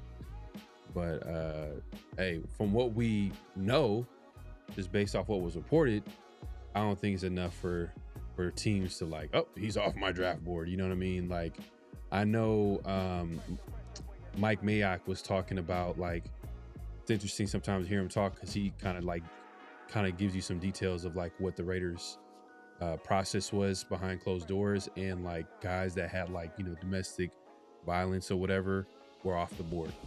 Like Mark Davis didn't want any of those. He didn't want no part on those. There goes Seth McGowan. There was a guy. Well, there was a guy that Mike Mayock was talking about that he really liked. They didn't end up drafting him. He went to another team. Good player too. I'm trying to remember his name, but like they did their homework. They did their research. They brought him to Mark Davis, and Mark Davis all I need is to have him sit. I need to sit and talk to this dude and to understand. And like he said, after the conversation that he had with the prospect or whatever, I guess he was like, "Hey, you guys are high on him. You guys like him. You guys can go ahead and draft him." It was a good player too. It was damn. What was the player? I think he went in the first. Did he go in the first round? I don't believe nothing Mark Davis said. Not Mark Davis. I don't believe nothing Mike Mayock said. After they drafted Damon Arnett, bro, I don't want to hear none of that. Get the heck out of here, bro. I don't know, man. I don't know, man. I think it's John, bro. John Gruden, man. John Gruden at head coach had too much power. No, I think the Damon Arnett was I think that was a Mike Mayock thing. I can see I think that's a Mike Mayock thing. You think so? I think that was a Mike Mayock thing. Damon Arnett for sure. Alex Etherwood, probably John. I don't know, man. I just feel like you know what I could really believe. Was it Justin? Oh, somebody said was it Justin Simmons? It wasn't Justin Simmons. It wasn't Justin Simmons. It was Justin Simmons was my number one tackle last year. Man, I literally was watching this. Man, it was like an interview too. It was interesting when he was talking about it was the defensive tackle from Tennessee. From Tennessee? One of the best D tackles in the league. Jeffrey Simmons? Yep. Jeffrey said, damn, Mississippi. You said Justin Simmons. Okay. I think you meant a ghost. I think you meant Jeffrey Simmons. Jeffrey Simmons. Okay. Jeffrey Simmons. Yeah. Oh man. But that's the thing though. That's the Cleveland Farrell year. Bro, I was super high on Jeffrey Simmons, but Jeffrey Simmons had character concerns. That's the only reason Jeffrey Simmons dropped, is because of the character concerns, bro. Jeffrey Simmons was a dog. Matter of fact, everybody was like, after Montez Sweat ran that crazy 40, everybody's like, oh my God, Montez Sweat. So I was like, man, let me watch Mississippi State and let me see what Montez Sweat is doing. All I saw was Jeffrey Simmons whipping everybody's ass, and then Montez Sweat like eating off of what Jeffrey Simmons was doing. Like that's what I saw. I was like, bro, I don't want this Montez Sweat dude. I want this Jeffrey Simmons guy. He the one out here just bullying everybody. This is the dude I want. He creating for everybody around him. So like yeah, but that's the only thing reason that dropped Jeffrey Simmons was character concerns. Yeah. And so see the situation with I could see Mike Mayock's name's all over it because he's the GM. He's the GM at the end of the day. But I don't know. The Gruden Mike Mayock situation, this is what I can believe. This is believable to me. I don't know. You can take it for however you want to take it, but I think the first few rounds, the first round, and maybe second round, Gruden. Gruden was tuned in. He's like, I want my guy. I want this guy. Yeah. The later rounds, he's like, all right, Mike Mayock and scouts in the building. Y'all do what y'all need to do. But everybody like the first round, like especially when they had like multiple first round picks. I remember when Josh Jacobs, for example, that was a guy that Gruden didn't know. Mike Mayock brought Josh Jacobs to Gruden's. Yeah, he showed him some film. He convinced Gruden. He convinced Gruden. But that's my thing. That's why I think he did that with Damon Arnett. Alex Leatherwood. That was Tom Cable. Tom Cable, and then Gruden. Yeah. You know what I mean? Oh, that's our guy. Oh, we're getting him. You know what I mean? Gruden had the final say. But I think Gruden wasn't watching all of these dudes, bro. Exactly. That's what I'm saying. That's why I could see him picking the guys early, like the first round picks. Yeah. Well, that's why I say like Mike at that point, Mike Mayock, if you was high, like, oh, I like this Damon Arnett kid. It was like, bro, okay, the Mike Mayock, it's your job to be like, oh, this dude is like a third rounder. We take a flyer on him in the third round, not in the first round. Like I was thinking about, the guy from what's the dude that's from and went to LSU. You know what I believe it too? Because Mark Davis confirmed how much Mike Mayock and Gruden clashed with each other. Oh yeah, I believe that. Because Gruden wanted to get like Mike Mayock. May I say this? But sometimes I just read between the lines. I kind of like, all right, put two and two together. I guess one person's talking about the whole situation is just his side. I get it. But then like, all right, if Mark Davis is saying like, man, like I wanted to get synergy after the last GM and coach. Who's the last GM and coach? Oh, Gruden and Mike Mayock. So that means they were arguing a lot over every little decision in the building, especially when Mike Mayock described like every time there was a player available, Gruden wanted to get him. Gruden wanted to give up this.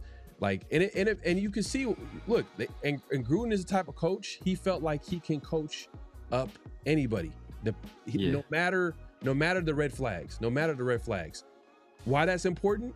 Who had red flags coming out of college? Wasn't it Damon Arnett coming out of college had red flags? But he's on the defense though. That's the thing. That's what I'm saying. Like I can see offensive guys. Okay, you can say that. But like he on the defense. But he's a talent of. I mean he's a coach. He's gonna like a player, But I don't think. Look, I think that's Mike Mayock is a former DB. I think he played at Purdue. Yeah. I want to say he played at Purdue. So he's a or was it Pitt? Either Pitt or Purdue. But I think he's a Big Ten guy. So like pretty sure Damon Arnett was on his radar. He saw a guy that had some talent. Obviously, he had a little bit of rough time at Ohio State. But Mike Mayock probably saw that as, oh man, this guy has grit. I like this guy. He's feisty. He has grit. I'm gonna take him, but like, bro, like, not in the first round, man. What's my guy from? I think a lot of people want us to draft a corner from LSU. I forget his name. Dang, I think Tennessee ended up drafting him. I don't know where he's at now. Jonathan Abram.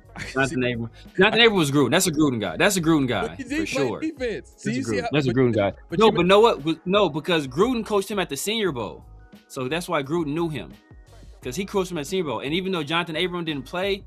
Like John, you know how Jonathan Abram, he's like super charismatic. He's out there, he's feisty, he's talking, he's barking. So he wasn't playing, but he was still like a team leader entire week. Maxx was a Mike Mayock guy. I think Maxx was a Mike Mayock guy. I think Maxx, but they tell that story about like Max's bus driver or whatever was talking to Gruden, like, hey man, you need to drive the best defensive player in this class. Remember, John Gruden tells the story all the time. The best player in his class. This is Maxx Crosby, Eastern Michigan. Talk to him, and then it was Boston College. There you go. Okay, it's BC. I don't know, But yeah, flag on a play on that whole situation, man. Right before the draft. We'll see what happens as more information comes out. I'm sure like teams are going to be like, they like sometimes teams will put players off they'll take players off their board if they don't have all the information. Yeah, but that's, I mean, and that's how certain players drop, and they'd be like, damn, why did they drop? Like, it wasn't even that serious. It's because some teams, when they don't have all the information, they're not gonna like blindly draft players. You know, if something happened right before the draft or whatever the case may be. So I know teams are gonna be like looking into that situation if let's say if the Raiders, for example, if they're high on Branch and they have them a guy like they would draft in the third round, you know, however way their draft board is. They would have to figure it out, man. Like, they would have to figure out the whole situation and get all the details in order to make the best decision for the team. But is that it for flag on a play? Do we got another one? I think we got one more. What was the other flag on the play? Oh man, your boy Luther Davis, your homeboy out here, your homeboy, man. Luther Davis, man. Tell the people about Luther Davis. Man, Luther Davis, man, is out here finessing, man. He's out here. So I guess the story is he's out here impersonating college players. Specifically, Luther Davis reportedly wore a do-rag and used a fake driver's license to impersonate Falcons QB Michael Penix in order. Man doing his research. Man did his research. Like, how to have his do-rag on. In order to take out a $3.3 million loan. To imitate other NFL players, he would wear makeup and wigs in order to look like them. In total, Davis allegedly stole close to $20 million. This a flag on the play, man. Like, whoo, he took it to a whole different level. Like, bro, they might have $20 million. How did you get away with this though, bro? But $20 million, bro. How you get caught? If I get 20 million, bro, once I get 5 million, bro, I'm flying to an island somewhere, but you never see me again. He probably got stashing it. He got 20 million, and then like around a quarter, he went to like Champs Sports. Bro, got some new shoes. Bro, I'm putting that money in. I'm putting that money in crypto, and I'm going to an island that doesn't have extradition treaty. Michael says Garnett was so overdrafted. I want to play that. It was disgusting. The guy Chicago got. Oh, Jalen Johnson. Yeah, Jalen Johnson. Yeah. He was high in that class. Who was the dude from? Damn, what's that dude from LSU? Damn, I can't forget my guy's name. Salute to my guy Raider Smoke in the building. Appreciate dog, Raider Smoke. Appreciate you coming through, man. Appreciate the support, man. Yeah. Raider Smoke, man. How about those Warriors? Oh, my bad. I had to get you. I was trying to get Myra earlier too. Damn, he just had to take the low blow on the Warriors. I mean, the Warriors are, you know what it is with the Warriors. It's like, last year's of Kobe years, last year's of Steph Curry years. Like, they're getting paid a boatload of money, him and Draymond, and it's hard to build. Curry's hooping. Curry got him into he's still good, but like, it's hard to build around teams that like when they're taking that much cap space. Like, it is what it is. Like, man, LeBron doing it at 41, bro. I don't want to hear no excuse. They're at 41, but like, man, but what is he doing with the team with Luka on it? Luka not there right now. But Luka hurt. Where were they at, like in the drafts? I mean, not draft, but standings when Luka was there. Were they? They were. I think they got as high as the 2 seed. I want to say at one point. And I think never mind. I think the highest was a 3 seed. They're in like the 4 seed right now. They almost fell to 5, but they had to win some games to stay out of the 5 seed. So it's tough, man. Like, guys like that are talented, but like, man, and NBA is a young man's game. It's like, it's all about depth too. So it's like, yeah, you could have good starters, but if you don't got guys that come in and give you good minutes, it's tough, man. But yeah, the Lakers ain't. They're probably gonna be done in the first. Oh, we're gonna get smashed next series. OKC we're gonna probably win in like 6. I think we'll get like a game. They're gonna win this series. No, we should win this series. I think we'll win this series. Because Houston don't really got no heart. They got more talent. They don't got no heart though. That's the thing. They ain't no. This the Durant, man. He got like the biggest stain. Like his career is just like He got a weird career. Weird career, low key, kind of a disappointment because the talent don't match the career. It's like, damn, like you never. Like people are always gonna question, like, damn, you never really led a team. People are gonna question like his leadership too, as well. At the end of the day, like, but he's not a leader though. KD is a mercenary, bro. KD is not a guy you bring in to be the leader of the team. He's a number 2. He got number 1 talent. He's the best. Yeah. He's always gonna be, not always, but he'll likely be the best player on the team. Like he's on the Warriors, he was the best player on the team, but he wasn't the leader of that team. You know, he wasn't the most important player on that team either. Like Steph was the most important player. Draymond was probably the leader, but KD was the best player. He said, "We're taking a year out. We'll be back." Yeah, that's telling. I think it wasn't the Trailblazers that got him. I think it's the Trailblazers that got them, which was wild. LeBron kept the Lakers alive tonight. LeBron 41 years old, bro. LeBron, man, hey, look. LeBron's 41 years old. Y'all gotta appreciate out of all the great things LeBron has done in his career. Probably the best thing, arguably, is his longevity. It's crazy. It's like you don't see players his age still like playing at a high level like he is. You know, remember when Jordan came back? And this is how you see it's like we'll get into this. Would be a double standard. Remember Jordan came back and Kobe put up 50 on that dude in one half, and so they pulled Jordan and didn't play him no more. Yeah, they didn't want him to get embarrassed anymore. His team's ass though. Jordan came to a team full of just ass. Yeah, ass. But bro, you Jordan. If somebody did that to LeBron, they wouldn't be like, "Oh, come on, bro, come on." He's 41 years old. LeBron is playing with Luka. He playing with Luka. Luka don't play no defense. Luka's not a defender. I'm talking about just defensively. But somebody put up 50 on. Hey, sometimes the best defense is the best offense. Sometimes best defense, best offense. Like if someone is. Look, if your man is scoring hella points, that means it's going to take a lot of energy out of the, you know what I'm saying, like out of the player. But it took a lot of energy out of Jordan because he didn't play that second half. All I'm saying is that like there wasn't another option on that team. It was the Sun. Yeah. There was not another option on the team. That's all I'm saying. Yeah, Rip Hamilton. They had Rip Hamilton. They had Kwame Brown. You know, he was number 1 overall pick. Rip Hamilton was the Rip Hamilton like he wasn't like Detroit. But look, everybody says Jordan made Scotty.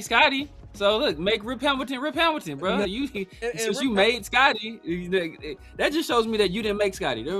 Scotty's gonna be Scotty regardless. If you couldn't make Rip Hamilton good, bro, Scotty's gonna be Scotty regardless. I don't know about that. That's crazy. That's crazy talk. Because like. Players, I think that's a little bit overrated too, just in general. Like players making players who they are. Like nah, like Kyrie was Kyrie. You know what I mean? Kyrie is gonna be Kyrie. Dwayne Wade was Dwayne Wade. I'm naming all like LeBron's teammates. Like those guys, like they're just gonna be who they are because they're talented like that. I'm just saying, like, and you mentioned like Rip Hamilton. Rip Hamilton was cool. Like he wasn't like he was good. Like he was good. He was a good player. He was a really good player in the league. But he ain't Luka. He ain't Kyrie. He's not Luka. He ain't Wayne. He ain't. You know what I'm saying? No, he's not those dudes. But ain't none of the dudes you named Scotty. Yeah, Scottie Pippen was a wow. He was a very bro. Look, Scottie Pippen. The year after Jordan left, Scotty led the Bulls in every statistical category. And they were one game away from winning or from going to the Eastern Conference Finals. And Scottie Pippen was like 3rd in MVP voting. It's like, come on, bro. People you know what else Scotty led the Bulls on? Crying on the bench when Kukoc hit the game winner. Oh, he was mad about that. He for sure was mad about that. But like Jordan was the dude that was socking people in practice because they was cooking them. Yeah, so like. He was look. He socked Steve Kerr because Steve Kerr was cooking him in practice. But hold on. Wait, okay, all right. I just want to know. All right, what are you trying to say? Is Jordan? What are you trying to say about Jordan? I'm trying to understand. Jordan is what we call a band. If you understand what a band is, then you know what that means. What you mean? We can't say it. I can't say it on YouTube because but he's a band. Just figure out what those words means. Okay. Well, all I'm B, saying, an A, and an N. So hold on. So you're saying LeBron is the greatest? Is LeBron the greatest of all time? I already said my greatest player of all time. Ironically, my greatest player of all time is also a band, but I think Wilt's the best player to ever touch basketball. But because of era, he'll never get the credit because of the era he played in. But the thing about Wilt is that if you put Wilt's like the only player that you could take from that era, put in this era, he'll still be a dominant player. I can't say that for sure. I don't know. Wilt will be one of the most athletic bigs in the league right now. It's see this argument of greatest player of all time is very subjective because like we haven't seen. It's hard to say. It's hard for me to say like I like if someone was like my OG come to me and tell me like about players back in the day and like how good they were, I would respect it because I'm like, damn, like yeah, but I didn't get a chance to see that live. I haven't seen like live playoff games. Good. I'm talking about like real tough moments, tough situations. Because what everybody says about the era today, that's what the players from the era before that era always says about the next era. So the guys that played ball in the 90s, like, oh man, you guys in the 2000s, y'all soft. The guys 2000s, you guys in the 2010s, y'all soft. Dude that played in the 80s, you dudes in the 90s is soft. Wilt said it about Jordan, like, man, y'all dudes are soft. He's like, bro, if I was in the league right now, I'll be putting up 30 and 20 rebounds. He's like, bro, they asked him, like, if you play right now, like, what would you do? He's like, I think he said if he was 60, he'd average 30. If he was 30, he'd average 60. That's what he was saying about the era that Jordan was playing in. So all those dudes always think that next era is softer. Like Wilt was like, bro, they changed rules to slow me down. They're changing rules to help you. That's the difference between me and you. They put in the 3 second, they widened the lane. They did all this stuff because Will was so dominant. They're like, damn, we have to figure out a way to stop this dude because if we don't do it, he's just going to continue to dominate. When Jordan was getting cooked by the Pistons, what did they do? Oh, they cried to the league. Jordan cried to the league. Had the Bulls cry to the league. And they implemented, more tougher and stricter rules against the physicality in the play. All this stuff people complain about now, all this stuff started with Jordan. All this fouls, ticky-tack, stars getting calls and all this stuff, that started with Jordan. It's just that Jordan changed basketball and made basketball a global sport. So he was looked at with a certain air differently than everybody else. Yeah, so now that he's had that title, now you put it on it like this is a fact. It wasn't to that extent. I think when Jordan came back and actually beat the Pistons, like he was able to get over that hump. Like he was able to come back and overcome after they changed the rules. So they couldn't, and the Pistons also were kind of older, so they were kind of like on their last leg. The team was about to break apart, but after they complained to the league about, oh, they're being too physical with Jordan and yada yada, and people always talk about, oh, these dudes are foul hunting. There's a year Jordan averaged like 16 free throws a game. So it's like all this stuff people complain about, they don't hold that same standard with Jordan. They don't do it because they put Jordan in a special box. They talk about LeBron losing in the playoffs or losing in the finals. They don't talk about all the times that Jordan lost in the first round. Like they talk about, all people. LeBron building a super team. They don't talk about how Jordan actively went out there and recruited Dennis Rodman and brought him over to the Bulls to help him, compete and get that second three-peat. Like they never say any of that stuff. They never talk about how Jordan and the Bulls purposely was doing Scottie dirty in terms of payment. That's why Scottie had such a terrible relationship with the organization. Why did Jordan do them dirty? How did Jordan do them dirty? Like he's not like the guy paying the bills. No, but not paying the contracts. So there was a situation where Scottie was trying to get more money, and Jordan was like basically actively campaigning against Scottie getting paid more. And then when Scottie was on a bad contract and trying to leave, Jordan put it out publicly. Oh, I want to bring everybody back. But the GM Krause, basically he was done with Phil, and Scottie was trying to leave and get paid. but Jordan was trying to publicly put pressure on Scottie Pippen to sign another shitty ass deal with the Bulls so he can win another champion or try to go out there and win another championship. And then when Scottie said no and Phil said no, that's when Jordan really locked in his retirement. So like I said, Jordan's a band. Wilt is a band too. Like, no lie, Wilt is a terrible person. Like, you read about Wilt, he's a terrible person. I just think he's just athletically, he's the most gifted big man I've ever seen athletically. Him and Shaq. And well, now Victor Wembanyama. Yeah, but I don't know. It's hard for me to judge Wilt just because like there were how many teams in the NBA at the time. If we're being honest, like the amount of competition that Wilt was going against, meaning like the guys who he was going against was most likely on any given night would probably be like 6'8", 6'9".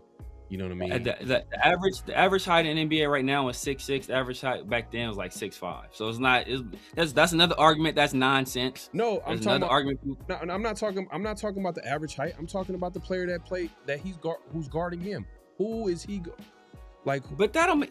So put like this: are we gonna hold it against Victor Wembanyama that he's taller than everybody? Do we diminish what he's doing because he's so much taller than everybody? Because the guys that are guarding him, well, see, that's exactly context. So we context. No, because it's the same. It's the same situation. It's the same situation. Yes, it is. No, it's not. It's the same situation, bro. With Victor, the average height in the league back there was 6'5". It's 6'6" today. So Victor Wembanyama being 7'4", he has a tremendous height advantage over everybody he's playing. Now you dancing. Now, I'm not dancing at all. Now you dancing. Now you did a little nice little move, man. You got moves. I'm not doing a nice little move.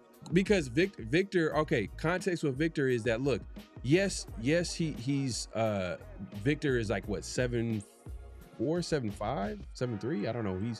He's up there. He's one of the tallest players in the NBA. I get that.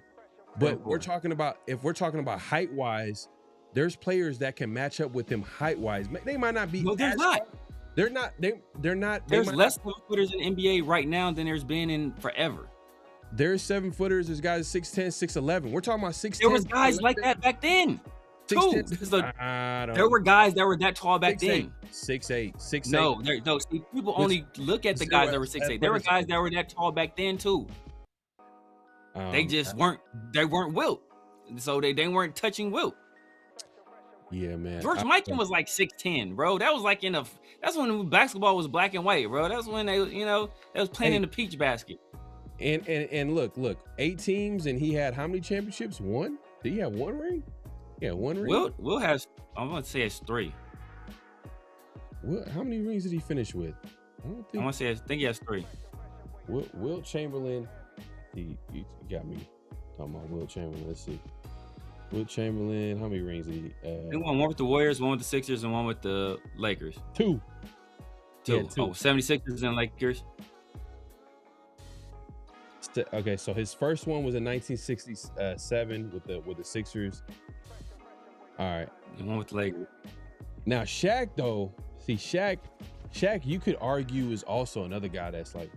So we could keep going on with this basketball talk, but Shaq is another guy that you could say that was disappointing in some ways. But that's how great of a talent he was. It's like, yeah, because Shaq didn't work hard.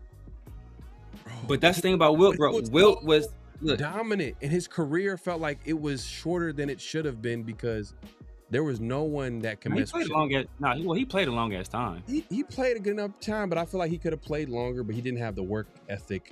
He could have played at a higher level longer, maybe. But he played like 17 years, something crazy like that. But he used the season, but he was like kind of regulated to a backup status. He had a lot of injuries that he was overcoming. And then he would use seasons to like get in shape. That just tells you a little bit about Shaq, but that tells you how talented he was. So, but I don't want to use disappointment for Shaq just because it's not the same as like Kevin Durant. Durant was like, damn, I mean, it's different. Wilt is a lot like that. But Wilt is a lot like that. Yeah, where he shrunk in big moments. He became passive, or he let others, he kind of delegated or let others have more of the shine. That's why Wilt that's why a lot of people don't consider him the greatest because he didn't shine in big moments. Yeah, I gotta check that out, Smoke. Speaking of Blazers, that Jail Blazers doc on Netflix, I gotta check that out. Oh yeah, she's Rip Hamilton jumper was broke at that time. Yeah, it was. See, in Rip Hamilton's game, it was it was basically moving without the bat. It was basically mid-range Reggie Miller.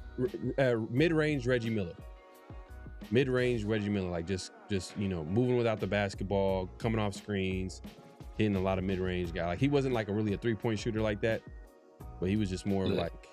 Look, chill right. If SGA is a foul merchant, then Jordan's a foul merchant. We'll call it like that then. If SGA is a foul merchant, then Jordan's a foul merchant too. MJ, he number one for me, but that's just me. I just seen more MJ than I seen, so I'm a little biased when it comes to that.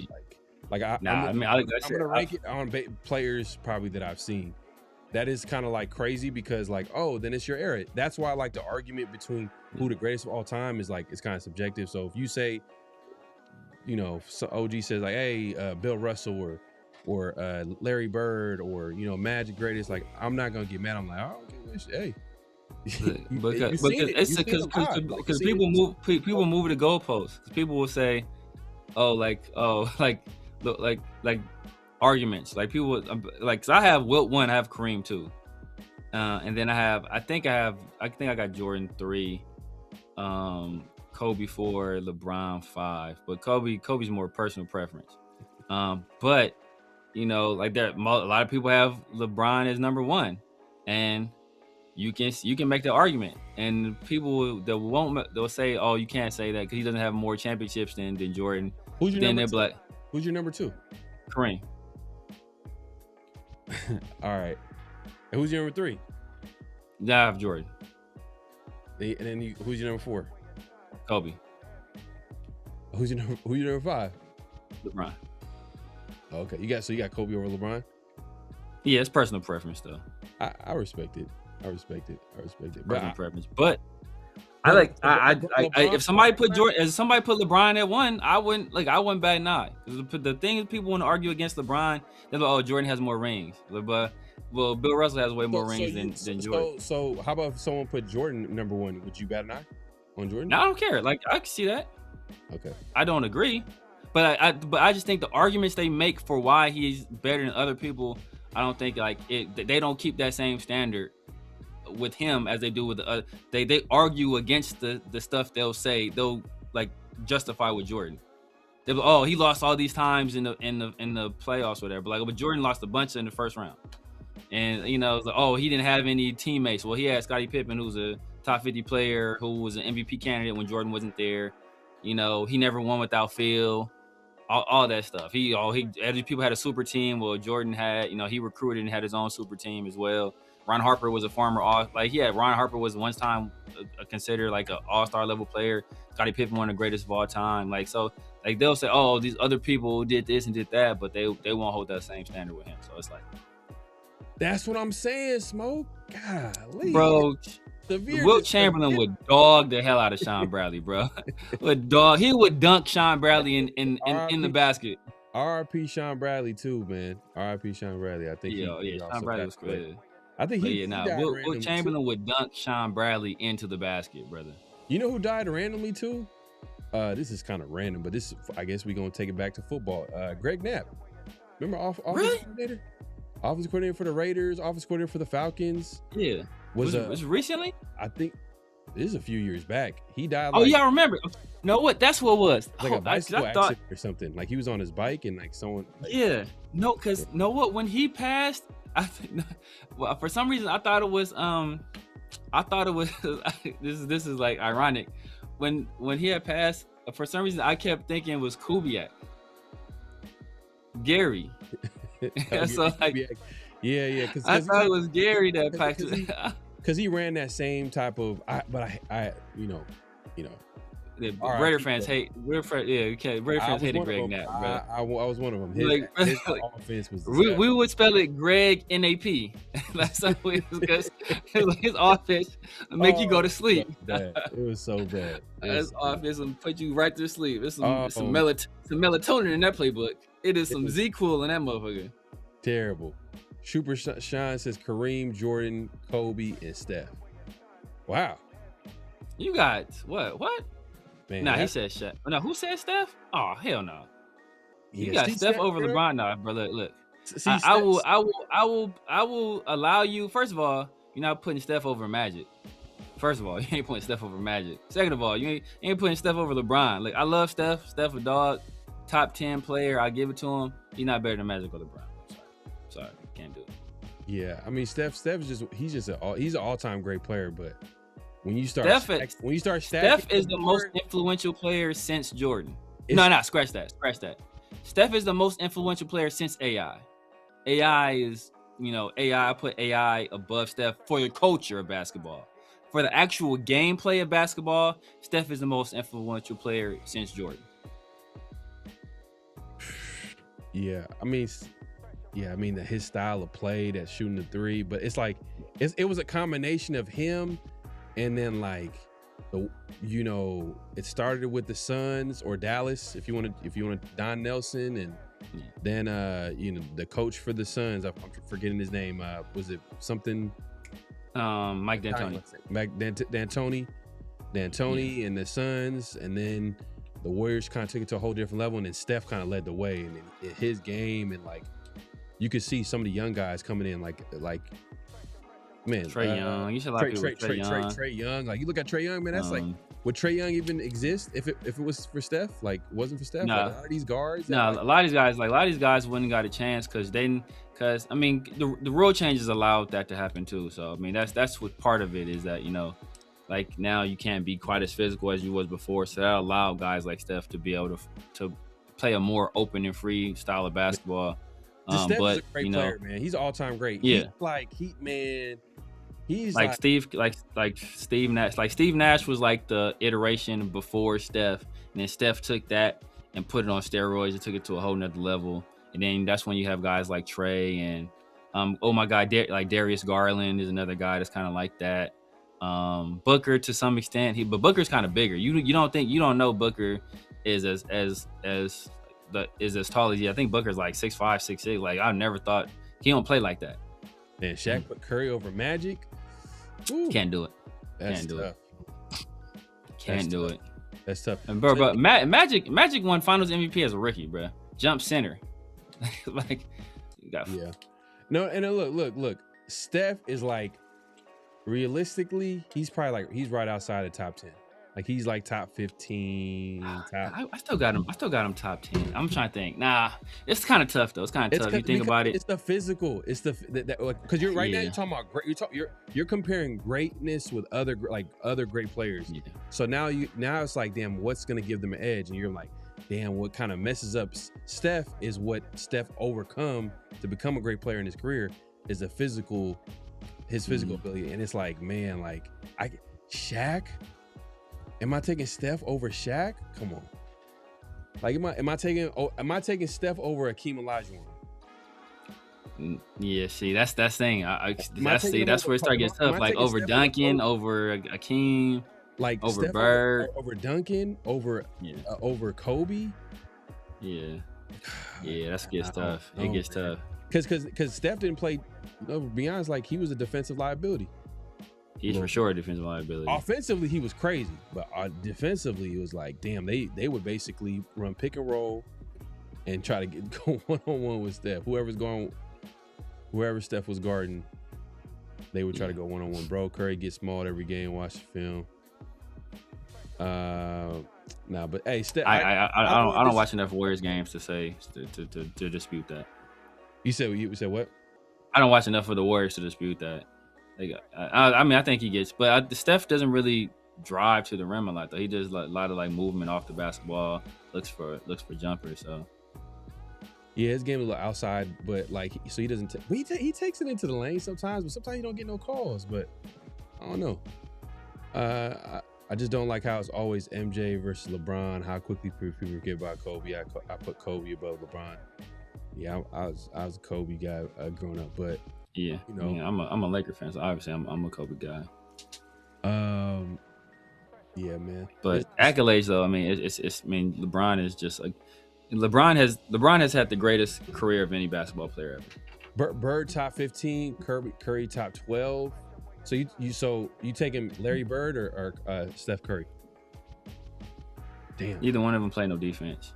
But yeah, Larry Bird, I got probably put Larry Bird, man. To be honest with you, man. I put Larry Bird. And I didn't even see. I didn't see Bird live, but like, know enough. And to your point, I guess you know what I mean. Like you do, if you're a little historian, you're gonna pay attention to certain things. You're like, all right, you know, Bird was back-to-back MVPs with everybody in the NBA back then. Like Bird, Magic.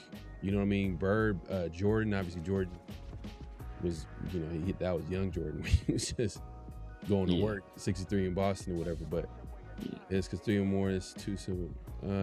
Curry over Bird. Man, Curry is crazy though.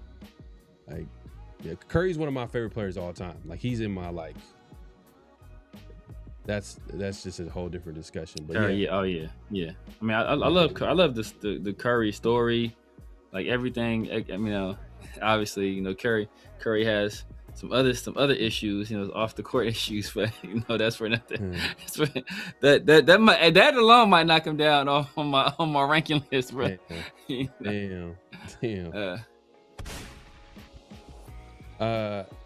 Curry gets absolutely no foul calls. Yeah, man. Hey, it's all good, man. Hey, if you haven't already, make sure to clock in, hit that like button, hit that subscribe, hit that notification bell. Let's get to notable quotables real quick, man. Severe, what we got? For sure, man. We got Tom Brady, the 2 of the greatest to ever do it. Tom Brady talking to Steve Young. He's talking about, you know, some of the things he doesn't see from quarterbacks in the NFL today. And I found this take quite interesting, especially considering the guy that we're likely going to draft and some of the criticisms that have been lodged against him. All right, let's see what he got to say.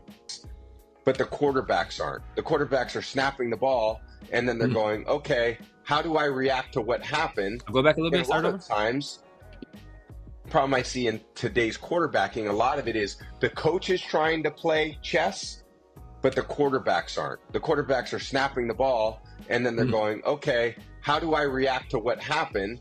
And a lot of the times, you know, there's no perfect play that can be called from the sideline on a consistent basis because they're just calling probabilities. Okay, there's a probability on 3rd down. In short, they're going to play man-to-man coverage. So therefore, on my call sheet, I'm going to call my man-to-man beaters. Oh, they didn't call man-to-man. Looks like, you know, a simple cover 2 zone. This play isn't really working for that. Okay, in my mind, it would be like, okay, let me get to my best cover 2 play against this look, as opposed to now we get the ball. Okay, we've got a bunch of crossing routes into cover 2. That's not good. Let me hold the ball and go run it. And then people on TV go, oh, you know, great play, way to run. And in my mind, I'm going, why did you snap the ball? I mean, you clearly knew no one's going to be open because, I don't know, in all my years of playing, in 20 years, that wasn't going to be open. But how do we continue to say, all right, quarterbacks, you got to see the whole picture? It's in front of the data or behind it. Exactly. If you're in front of it, you own it. It's reflexive. What you just described, all the things you have to handle, you handle reflexively because the data's inside of you. And the only way you can get in there is you got to go to school. Shots fired. I mean, Brady's he's been a strong guy that's been criticizing the QB play in today's NFL, where and we've heard even not just Tom Brady, we've heard players talk about like the QB play and like it's like when you hear like I'm trying to remember, I think it was like a top linebacker, he was describing like how he prepares for like top quarterbacks, and it was he said was it Zaire? It might have been Zaire Franklin. He's like, yeah, he was like something to I'm paraphrasing here, but it was something to the effect where it's not really about the quarterbacks that he goes against these days. It's more about him going against the offensive coordinators and the chess games that he plays with them. And so I guess this speaks to like Tom Brady's point of like, hey, look, like the way the quarterback position is getting developed is like completely different, or the way the QB position is being played is completely different. Now, I will say this, the Raiders are going to pick their quarterback at number 1 this week, and that's going to be Mendoza. And And Mendoza, one of the things that people talk about him, how smart he is at quarterback. So this is a potential for him to develop into a guy like that. And I think their Raiders, it seems like they have a plan for him to come in and develop him by signing a Kirk Cousins, a guy that's been there, done that, so that can show him the ropes, show him how it's done, show him how to prepare like a professional and like understand the defense and all that good stuff. So I think that would be good for Mendoza. And then hopefully we could see a Mendoza develop into that. But what he's saying is true. It's true. Like, it's just the way the league is like coaching the position is completely different. And that's why QB play ain't the same like it used to be. Like when you think about the top 10 quarterbacks, it used to be like, oh yeah, like you used to get your top 5, top 6, top 7. You know what I mean? And you throw in the top, the last 3 spots in there. But now you're like Mahomes, okay, Burrow, Josh Allen. You know what I mean? No specific order. I'm just naming quarterbacks that, Lamar. Then after that, I'm like, it starts getting shaky, getting real shaky after that. Oh, like I don't know. Do you go Goff? Do you go Stafford? It gets shaky. Is it Stafford? You probably throwing Stafford in there. Is Justin Herbert? Has he done enough to warrant to be in the top 10? Because I know his talent. Everybody looks at his talent and be like, oh, top 10. But has he done enough where you can be like, oh yeah, like this is a top 10 quarterback? But it just makes you think a little bit. Maybe Jared Goff. You throw him in the top 10. Top 10, playing good football out there in Detroit last few years. But I don't know. It's very interesting that he's talking about this, and we've heard other players on the other side of the ball, like on defense, talk about how. I mean, what was your take when you heard the quote? My take when I heard that was that it just solidified that I don't think we're going to see Fernando Mendoza this year. If we do, it's going to be very late in the year, just because one of the big knocks on Fernando Mendoza is the system he ran at Cal, super simplistic RPO, 2-read system, check it down or run. Even on I think even he described the big run he had against Miami, right? The run, the touchdown run to basically seal the game was, I think it was like if it's a man look, then he was supposed to run the ball. If it was zone, then I think he was supposed to hit like a crosser or something like that. And then he got the zone look.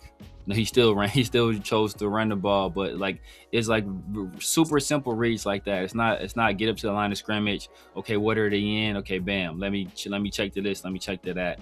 And that's kind of how Tom Brady sees the game. That's how Tom Brady envisions the game being played. I'm sure he's kind of imparted that upon Clint Kubiak as well. And Fernando Mendoza didn't do that at Indiana. And to come to the league and have to do that early on, he's not going to be ready to do that. That's why I think it was so important that they got a guy like Kirk Cousins that, first of all, knows this head coach and knows the system to kind of help be that buffer and help, at least set the example on how you do it, right? And be a guy that if Mendoza has questions, he can ask Kirk those questions, and Kirk can impart some of that knowledge upon him, because right now Mendoza, while he has the physical talent, he doesn't have yet that ability to really fully orchestrate in offense. And he didn't display that. Even at Cal, he really didn't display that either. Ty Simpson did do that, but obviously Ty Simpson isn't the talent that Mendoza is. And so that's why we see some people say, oh, they like Ty Simpson better, because Ty Simpson, you would actually see Ty Simpson go up to the line of scrimmage. Oh, check this. He's making protection calls. He's calling out the mic. He's doing all this stuff at the line of scrimmage, and then he's getting under center, dropping back, and throwing the football pretty well as well. Mendoza didn't do that. So that's why the learning curve is going to be a little bit steeper for him. But, obviously he's a very bright guy, so he has the ability to be able to do it. He's just expecting him to do it year one and do it at a high level. That's I don't think that would be fair to ask. I'll say first quarter of the season. At the very earliest, first quarter season, got to like after 4 or 5 games, maybe. But like, I'll say if I had to like put a number on it, maybe like 8 games into the season, like maybe you see Mendoza at some point. Like, all right, like it starts getting him some games, but you're saying not play at all. You're probably saying you're just giving him maybe like 3 to 4 games. It sounds like of him. Just I'm giving him like only if Kirk Cousins is hurt, or if they're just desperate to try to salvage a season for some reason. Because where you're coming from is not like, oh, he needs to play because you give him experience. It's more like you don't want to throw him into the wolves and have him like break his confidence early on. Yeah, I don't want to break his confidence early on, and it's not like he doesn't have a lot of starts already in college. So I want him to kind of understand, because once you get acclimated to the speed of the game, that part of kind of slow down for you. It's not that part of the thing I'm worried about with Fernando Mendoza. It's the part of basically understanding every position on the football field, being able to get up to the line of scrimmage, if you need to change the protection, if you need to make some checks, if you need to kill a play, like all of that stuff, to be able to do all that stuff. And then be comfortable making full field reads, right? Like that's something he didn't do at Indiana. He did a little bit of it at Cal, but when he did it at Cal, he wasn't the first overall pick, right? Nobody was taking him. He's like a second round, third round pick, if that. Yeah, so like, I like, don't know if the talent and coaching was there. Like it wasn't the best. It wasn't better. But Cal, look, Jared Goff had less talent and worse coaching when he was at Cal, and he was still number 1 overall. So like, I don't want to hear that excuses don't mean anything to me. Well, hold up, boy. Didn't Jared Goff play with Keenan Allen? What are you talking about? Like worst talent? Like he played with Keenan Allen. Keenan Allen was legit. Like I knew Keenan Allen was good. And Fernando Mendoza, he played with Jay Mike and he played with Jay Knott. He just had some other guys too. So he played with Are those guys gonna get drafted in the first 3 rounds? No. Well, Jay Knott might. He also had my guy that went to UCLA that got drafted in the 2nd round this year. He had talent there, but thing is like, so he had 1 receiver. Name another guy he had. You say that? Ask that question again. He had 1 receiver. Name another guy he had. Who? Mendoza? No, Goff. Goff. I know the most prominent one. And I'm not even for sure he played with Keenan Allen, but I'm just giving you that because I'm not gonna look it up. I'm not even sure he played with Keenan Allen because I know top of the head. I know he played with Keenan Allen. I know for sure he played with Keenan Allen. But yeah. So Jared Goff still went number 1 overall. So, I mean, like it's like the talent and all that stuff. I don't want to hear those excuses about the talent or Justin Herbert. Who did Justin Herbert have when he was at Oregon? Who was the receivers he was throwing to? Like, he still went, top 10. So, like talent and receivers. You know what? I don't think he played with Keenan Allen. I'm lying. No, because I remember that team was bad. Like Jared Goff had led them to like the first 500 season that they had since the 90s or something like that. It was something crazy. Since since A-Rod, I think he had led them to like the first the first season over 500 or at 500 since A-Rod and them had left. Like that's how bad Cal had been. He played with Trevor Davis, but Trevor Davis. He played with remember his first touch on offense was like a touchdown. Was it Trevor Davis? Wasn't that the same Trevor Davis? Like where he was like, where the Raiders, they got him from like Green Bay. And this is the Gruden coach team, like in 2018, 2019. Trevor Davis? I don't remember him. Was a wide receiver. Was it Trevor Davis? Am I getting chat? Night crew, man, let me know, like in the chat, like Trevor Davis. Now, only Trevor I remember with the Raiders is Trevor Scott out of Buffalo. Wide receiver Trevor Davis, we got in a trade from Green Bay, I believe, or we might have picked him up off waivers. I remember it was a Gruden. I think it might have been in 2019. He had his first touch. It was against. I think it might have been against the Colts. He took it all the way to the house.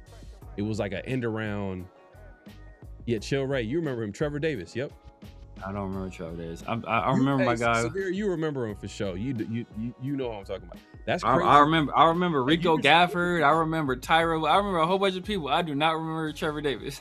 You don't remember Trevor Davis? He got cut after the Chiefs game. Yeah, his time wasn't that long, bro. But that Raiders receivers that year, like 2019 was just like disgusting. 2019, like 2018, like it was tough. It might have been 2018 or 2019 they might have picked him off waivers. Trevor Davis was a wide receiver at Cal, but he didn't have like a pro career that was like legit, like hella good. But Keenan, I remember. I think the I want to say the quarterback was like Keenan Allen's brother or something like that when Keenan Allen was there.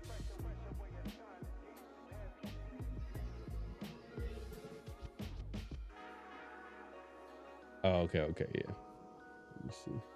Yeah, I think the quarterback. Because I think like that's how they got Keenan Allen. It was like, or maybe. So Keenan Allen he got drafted like in 2012, 2013, and Jared Goff got drafted like in 2016. Okay. Yeah. So I don't think they didn't really play with each other. other. I remember like it was like something weird, like the quarterback was his brother, and that's how they end up getting Keenan Allen because they were like recruited his brother. Yeah, hey man, look, Fins fans, he remembers. Fins fan remember. Bro, Severe, you know who I'm talking about. I remember his first touch on offense. They literally picked him off waivers or got him in a trade. Literally, he took it to the house. And I was like, oh, damn, the Raiders might have some here. Man, I want to even, I feel like sending you that highlight. That might have been the first year that Darren Waller came into the scene. That was like early Gruden, second. Yeah, he had a short career. It wasn't huge. He had, like, I'm not saying it was crazy, but anyways. I don't remember. I'm about to look it up. Looking at Jared Goff's receivers in college, it's dismal. It's a lot of like people that it was bad for Mendoza too. But that's my point is that like I don't want to hear that excuse about he just didn't have it wasn't there for him yet. So look, if he would have stayed at Cal and did what he's and became this guy, I think teams would. I mean, obviously teams gonna still take him number 1 overall, but I think anybody that has criticisms against them, they would kind of go away because he did more of the full field stuff at Cal. Obviously, the game was kind of won or lost on him performing. So if they won, it was going to be all Mendoza. He was going to have the 4th ranked run defense and like a top 10 or 4th ranked run offense or a top 10 defense. So I think it would have been a different situation. Obviously, you don't hold that against him now, but I think that just in terms of him operating in a pro style system, we haven't seen him do it at a high level. So that's why I think there's going to be a learning curve, which is why I don't think we throw him out there yet. I think, Kirk Cousins plays as much as a season as he possibly can, barring injury. I'm trying to find that highlight of Trevor Davis, man. I'm gonna send it to you. That's crazy. Literally, if you just go to his Raider career, which 2 games or something like that, it was nothing crazy. Yeah, only do I remember like that is Rico Gafford. Because I just remember they picked him up off of waivers or they got him in a trade, and like he literally came into the game like his first touch on offense. I'm talking about like first play, first touch on offense. He took it all the way to the house. Damn, I don't remember this dude at all. If I see the game, I'll probably remember it. Just let me see. I mean, Trevor. Hold up. This dude had 40 catches for 672 yards. Yeah, no, he was not like, but that's like the only notable guy that Goff played with, honestly. He played with in college was Trevor Davis. And when I seen the name, I was like, oh damn, I remember him. He played. This idiot got arrested for making a joke. Let me see. Did he play? Yeah, he played. He played for the Raiders. Look. Russian. He had a Russian touchdown.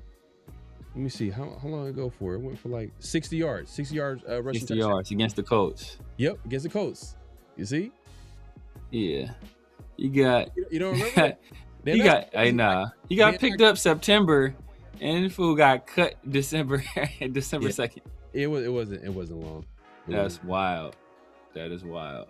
It wasn't long. He played 9 games, 4 games. I see him now. That I see him, I see pictures of him. I think I kind of remember. I still don't remember that play though. Oh man, it might have been the game. Was that the game that they won that no one expected them to win? against the Colts. Was that was that the game where old boy safety had like an interception all the way to the house? I know you're talking about. Damn, I always mess him up. I always get him and others. I always get him and Gerard Cooper. He was like an undrafted free agent or something. I always get him and Gerard Cooper mixed up. Gerard Cooper, that's. It was an undrafted guy. It was basically like. Yeah, I know exactly what you're talking about. Trevor Davis, Raiders touchdown. Let me see touchdown. I can't. Yeah, what's my guy's name, bro? See that's. All right, right here. Look. Okay, look. Perfect.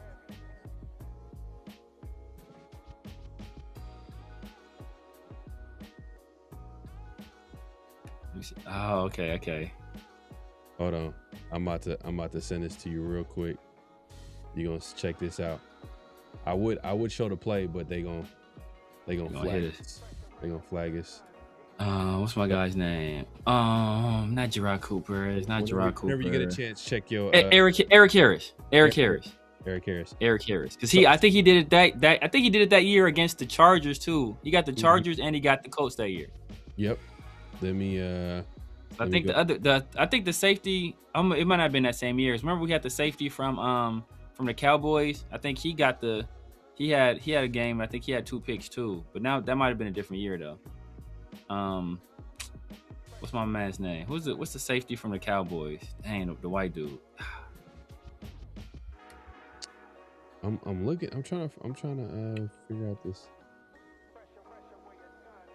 Did they win that game? I want to know if they won that game. That might have been the game where it ended like in an well, it didn't end, but it was like that was like the nail in the coffin when. Black and white. That's crazy. Oh, the Chargers was a year earlier. Said okay. Look up Miami Dolphins. Runner Gatson, one-handed catch. Gatson had like maybe four or 5 midseason for Fins. All highlights. Okay. Gatson's like he had some crazy catches. AJ in the building, man. Appreciate you guys here. Who you guys taking at 36, man? We talked about earlier in the show, but it's a lot of guys that we would take at 36 if they're still Omar. Basically BPA for the most part, AJ. Yeah, BPA to make it simple. Omar Cooper. Yes, Jeff Heath. Jeff Heath. Denzel Boston. Christian Miller, will you take him at 36? Me personally, no. I would love a trade down. I would love to trade back in that situation, yeah. Yeah, I love a trade down.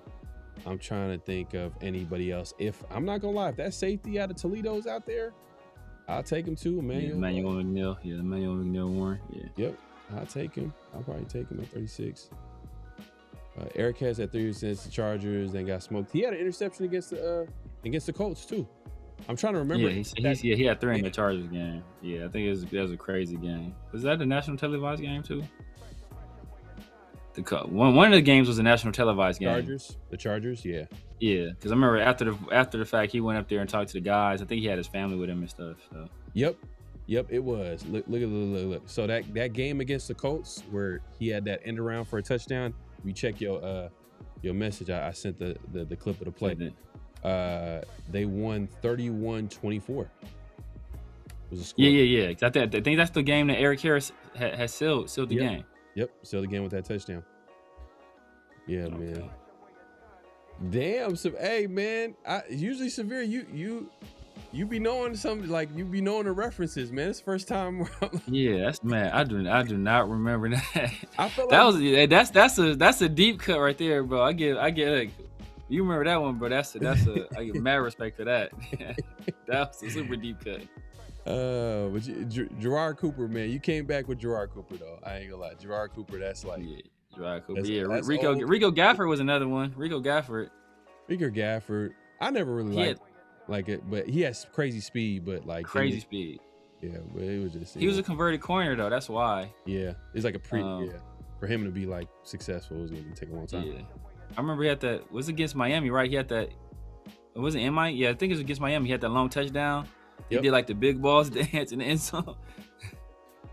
I truly feel like the Spy is gonna trade back. Facts.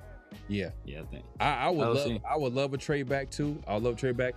It would just be there's certain players though, if they're on the board, and it's like, and they trade back, it would kind of like, if Caden McDonald's there, if like one of those receivers that I mentioned there, I'm like, man, I don't know, that would have been a good move to, but getting the extra third round pick, man, if they get an extra third round pick, top 100, that would be a Will Johnson situation again.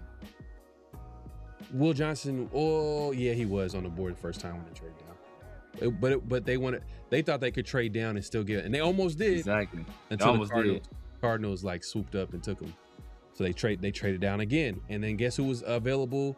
Remember, I was like, man, I wasn't talking to you at the time. Tate Ratledge. I was like, oh man, Ratledge would be nice. Man, the pick right before us too. And they picked him right. I think Detroit traded up ahead of the Raiders and picked Ratledge. Yeah. So they might have probably knew some things. Like they were probably like, hey, you know what? Maybe the Raiders liked him. They didn't want to risk losing out on him. Yeah, man. Hey, man, just give him a chance, man. So it is what it is, man. But it's all good. Appreciate everybody coming through. Make sure to click in, hit that like button, hit that subscribe button, hit that notification bell. Before we head out of here, what's real, what's not? What we got? Yeah, what's real, what's not for today? Just a little bit of a tricky one, man. So y'all gotta understand the question. So it's very tricky. So the Raiders currently have 11 picks in the 2026 draft, and they will end the night selecting 11 players. That is the what's real, what's not for today. So they have 11 picks right now, but they will end the night selecting 11 players.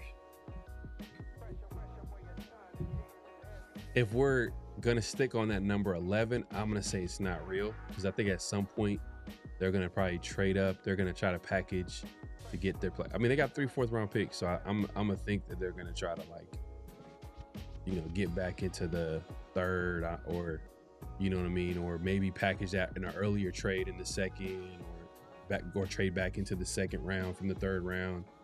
So I'm gonna say not real. I think the Raiders are gonna be wheeling and dealing, because that's what happens when you have that many picks, especially 3 4th round picks. You can have the ability of moving around. So I'm gonna say not real. What's your take? Despite Chill Ray having some despicable basketball takes, I agree with him right here. That I think they make some trades back later. I mean, early in the draft, and they pick up some extra draft capital. And I think, later in the draft, they package some picks together and move up. And I think they end up picking 11 players at the end of the day. What happens if they pick up 12? We're both wrong. Both wrong, yeah. Well, no. Well, so no, it's not. If you said not real, then you're good. Because it can be, if it's anything other than 11, you're right. So they can pick 10. I'll take that. You pick 12. Then you're wrong. Yeah, you pick 10, you pick 12. I think we picked 11 last year. 89 picks. Can't pay 11 on without salary. Okay. I think we picked 11 last year. I want to say. Did we? Yeah. I think. I know we traded down a few times, but I think we also. I think we also I think we traded up a couple times. Yeah, we moved around a little bit. It was 11. I want to say 11 was last year. Oh, okay. Hey, he's calling his shot right now. 13 players. So we end up with 2 more picks. All right. Man, salute to everybody pulling up, man. Make sure to clock in this point, clock out, hit that like button, hit that subscribe, hit that notification bell. Man, we've been at it for a little bit. I guess it's a return to 50-50 show. We had a 1 week hiatus, man. So we had to come back with a vengeance. We are going to have a special edition Around the Shield on Wednesday. Usually we have it on Thursday. But with the draft, and I know Severe is going to be up there. Hey, maybe, hopefully, I don't know. You're probably going to be busy, but because I know you're going to be with all the draft festivities, but hopefully we'll see if we can get you on maybe after a reaction to the draft. And for sure. I can hop on live from the site. Yeah, from the site. Let us know what's happening. What's the talk. Maybe you hear some rumors, run into some people. Hey, we can get into some Raider talk, especially with the top players being available after the first round. Because like we said, we know what's going to happen in the first round. Now, if something crazy, the Raiders trade out of the first round, the first pick, for you to be there live in a person, I already know you're going to be like, you got to record yourself. You know what you got to do? You got to get the camera, Got to get the camera like this. Because you're going to be out there in Pittsburgh when the Raiders pick their number 1 overall pick. Or trade out a number 1 overall pick. You know, let's say hypothetically that happens. You have to press record, put the reaction, and you have to record the reaction. Oh, you bro. got to. You have to. Because if something crazy like that happens, you're going to be like, you're going to go crazy for sure. I'm going to go insane, bro. In the amount of, because I know there are going to be people in the audience with Fernando Mendoza jerseys on. Yeah. So it'll be like Raider Fernando Mendoza jerseys on, bro. So if we trade back, which is like, it's less than 1% chance at this point. And then probably find someone with the Mendoza jersey on and just I'm gonna do man on the street interviews. Like, it's like, come here, sir. Nah, facts. How are you feeling? Facts. But yeah, we'll have a Around the Shield special edition on Wednesday. We'll have some guests. Last mock draft for the draft this Thursday, so definitely tune in for that. And yeah, man, we appreciate everybody coming through. Severe, let the people know they can find what to look forward to, all that good stuff. You guys know what it is, man. The Severe Raider here on YouTube, Snapchat, TikTok, X, IG, True Social, Kick, Twitch, everywhere. The Severe Raider, man. Holla at your boy. Tuesdays and Thursdays, man, my guy PharoahNFL, the 50-50 show, and Around the Shield. Sundays and Wednesdays, my guy Christian Protect the Shield, 805 Raider, the Raider War Room. I will be in the draft. Technically, man, my flight leaves in about 24 hours. So I will be headed out there, man, on Thursday, man. So if you're going to be out there, tap in with your boy. Yeah, it's I don't think it's gonna happen. They're gonna draft Mendoza, but I'm just saying. Nah, it's not 0%. It's not 0% chance. Because like I said, if it was 0% chance, then they would just negotiate the deal already, get them signed, and make the pick. So there's a chance, but somebody had to, weapon 0.5. They'd have to offer them. Yeah, it'd be have the crazy offer. It had to be a crazy offer. It'd be like a stupid offer for them to do it. And nobody's gonna offer that much with the crop of quarterbacks they're gonna be in next year's draft. 4 first-round picks. If a team offers 4 first-round picks, but the way like SpyTech has to look at it too is like, or GMs in general, like when they do these types of trades, they probably get offered crazy trades, but they also are like, how long will I have in order for me to see these picks? You know what I mean? Like, so like, for example, it would have to be within the next 2 years, like a lot of that draft capital. So like, let's say if it's a team like the Jets, if they come calling and they're like, hey, we'll trade to number 2. We'll give you our other first-round pick. We'll give you 2 first-round picks next year in next year's draft. You know, second-round pick next year. And, you know, like, when you hear that, then it's like, yeah. It makes you think, because you know the Jets are going to be the Jets. The Jets are going to be the Jets. That's the one thing you count on. So that means those picks those premium picks that they're trading you are really going to be premium. Yeah, they're gonna be up there. So we'll see, man. But yeah, like we started the show, man. We know who the pick is gonna be. It's gonna be Mendoza. Draft doesn't start till Friday, technically, for us Raider fans. You know, because obviously, you know, we know what that number 1 pick looks like. It's about who's gonna be available after the first round and who they're gonna draft in the second round, third round on Friday, and then round 4 and 6 will be on 4 through 7 will be on Saturday. This year's QB draft is supposed to be better than last year's, but look how it played out. Yeah. A lot of guys next year are out of eligibility. Well, a few of those guys are going to be out of eligibility, so they got to come out. And then, you know, the ones you made, they may go back. Maybe Arch, you consider maybe he goes back. But if Arch balls out, I think he leaves. Dante Moore probably leaving. Darian Mensa is leaving. Chambliss has to leave. I think Mateer is leaving. Lenore Sellers leave. Like a lot of those guys, most of those guys are leaving. Yeah, but yeah, man, we'll get into it because I know we kind of got into some positions: tight ends, running backs, wide receivers, offensive line, safety. Certain guys that we liked early on in the show. That was like the only. I'm trying to think of any other position that we probably left out that I would think. No, really. There's a linebacker you threw out. You said Jacob Rodriguez is a guy that you like, but I don't know if it would be a luxury to pick him early. Would you trade down? Would you, you know? It depends. Trying to think if there's any other positions that we kind of left off the board. I hope at some point, I know no one's going to talk about it because it's a position that's not really popular, but I hope the Raiders add another kicker, a young kicker, because this dude that they got, he's worse than Carlson. Yeah, he's worse than Carlson, it seems like. They say he had his best year with our special teams coordinator now, whose name escapes me. So that was his best year of his career when he was that was his special teams coordinator. So they're hoping he can recapture some of that same magic. We'll see. I think somebody asked us about Caleb Elam's or out of TCU earlier. He's linebacker. He's more of a 2-down linebacker though. I mean, he's more of a if the play is in front of him, he's good. He's a missile, But if the plays behind him, or if he's in coverage, those some question marks there. So, and he's a little bit undersized too. Yeah. So, yeah, that would be.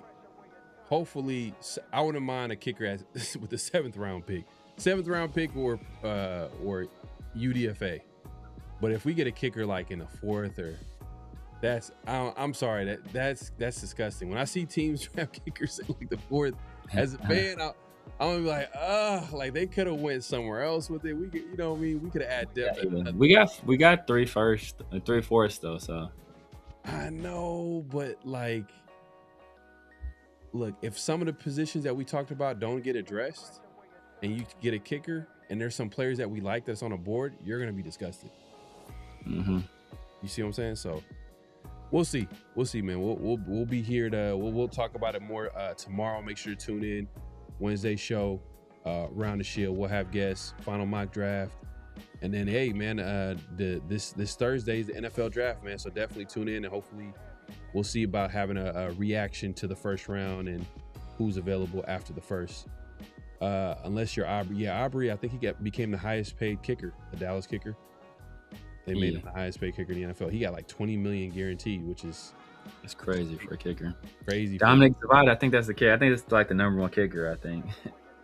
But he deserved it though.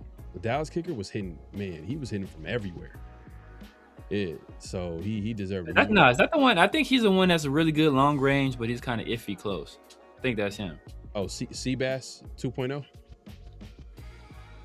Seabass 2.0. Seabass. Crazy is that long range. It's crazy that Seabass is probably our best first round pick outside of Mac and Josh. He probably our best first round. Mac, Josh, and Colton. Charles Woodson? No, I'm talking about like the last 20 or so years. Last 20 years. Charles Woodson was like what? That was like Khalil. 9. Okay, so he's Khalil Mack. Yeah. So Mac Cooper. Mac and Cooper. So Mac is number 1 for sure. Josh number 2. Then Amari, and then Khalil Mack, Josh, Colton, Cooper. McFadden? Oh, McFadden. Yeah, McFadden. Man. McFadden had a weird career, but man, his highs though, man. He was he was fun to watch, man. He was fun. Yeah. He was a fun player. For sure. Namdi? For sure. Yeah, so did Namdi go first? Namdi did go first. Yeah, Namdi is another one. Yeah, for Noah, I'm tripping. Yeah, I'm tripping. It was a lot of guys. I'm just thinking how bad we've drafted recently. Yeah, but some of those old ones, some of the older ones been cool. Seabass still top 10 though, which is crazy. Yeah, man. Will Carlson get his mojo? Carlson is gone.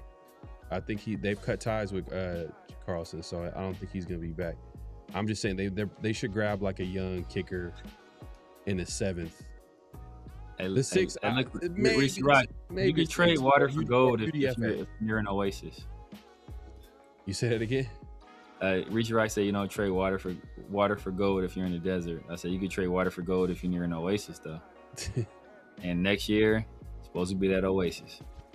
Real quick before we get out of here, though, what do you think about this thing that Kubiak is doing with making players earn the helmet emblem? I like it. Just coach stuff. Coach just trying to get people to you feel like it's kind of like cliche. I think it. It depends. If it's like as an entire team, I'm cool with that. You guys got to earn it as a team. But if you're doing an individual basis, like, bro, you a rookie head coach. You ain't done a damn thing as a head coach in the NFL. How you gonna tell me I got to earn anything, bro? You need to earn your clipboard and your whistle. How about that? When you earn your clipboard and your whistle, it's like, don't tell me I need to earn something. You ain't proven yourself yet as a head coach. So, but if it's as a team, like we y'all gotta earn it as okay, I can see that. But once you start individualizing it, and then it's super cheesy because I want to say Gruden did the same thing, right? Didn't Gruden do it with like the patch? You couldn't have the patch on your uniform. Gruden 2.0. You couldn't have the patch on your uniform until like something you have to earn the patch or something. It's like I'm done with the cheesy stuff, bro. I don't want to bury no footballs. I don't want to smoke no cigars. Remember the Lane Kiffin Amen stuff? Like, I'm done with this cheesy, corny stuff, bro. Get out there and scheme. Get out there and lead these dudes and scheme. I don't want to hear about no cliche stuff. It's corny as hell to me. Yeah, we'll see. I gotta see the details of it. I just know that we've seen like early pictures out of like camp that without the Raiders emblem on the logo on the helmet. So I don't know what the deal is. I don't know if it's like I don't know if it's a situation where the whole team is just as the offseason goes along, they start like putting more of the emblem on there, slowly but surely, kind of building it up until they get to regular season, or is it just individuals? If it's individuals, I think it's kind of shaky. I agree. Exactly. It is kind of shaky because then like now like people are gonna. I don't know if the players are gonna think like, oh, this dude's playing favorites. Like, what are you trying to say? Like, yeah, you know what I mean? It's a little bit. I don't know. It's a little bit more divisive. I don't know, but we'll see. We'll see how it shakes out. We'll have plenty of time to talk about all this, man. Great show, long show. We'll get back to it soon.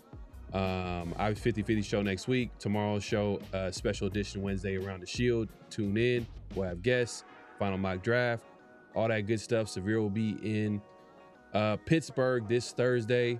So any Raider fans in Pittsburgh, man, link up with my guy and man, have a good time out there. And we'll see, man. We'll see. Personal. Oh,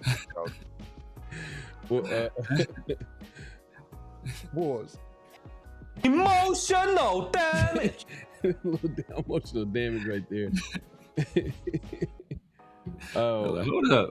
It's the fastest who gets paid, and it's the fastest who gets laid. Man. Hey, Severe, any last thoughts before we head out, man? All right, man. I will see y'all after we done completed the 2026 NFL draft. And hopefully it's better than last year's draft. And have fun with Severe. First of all.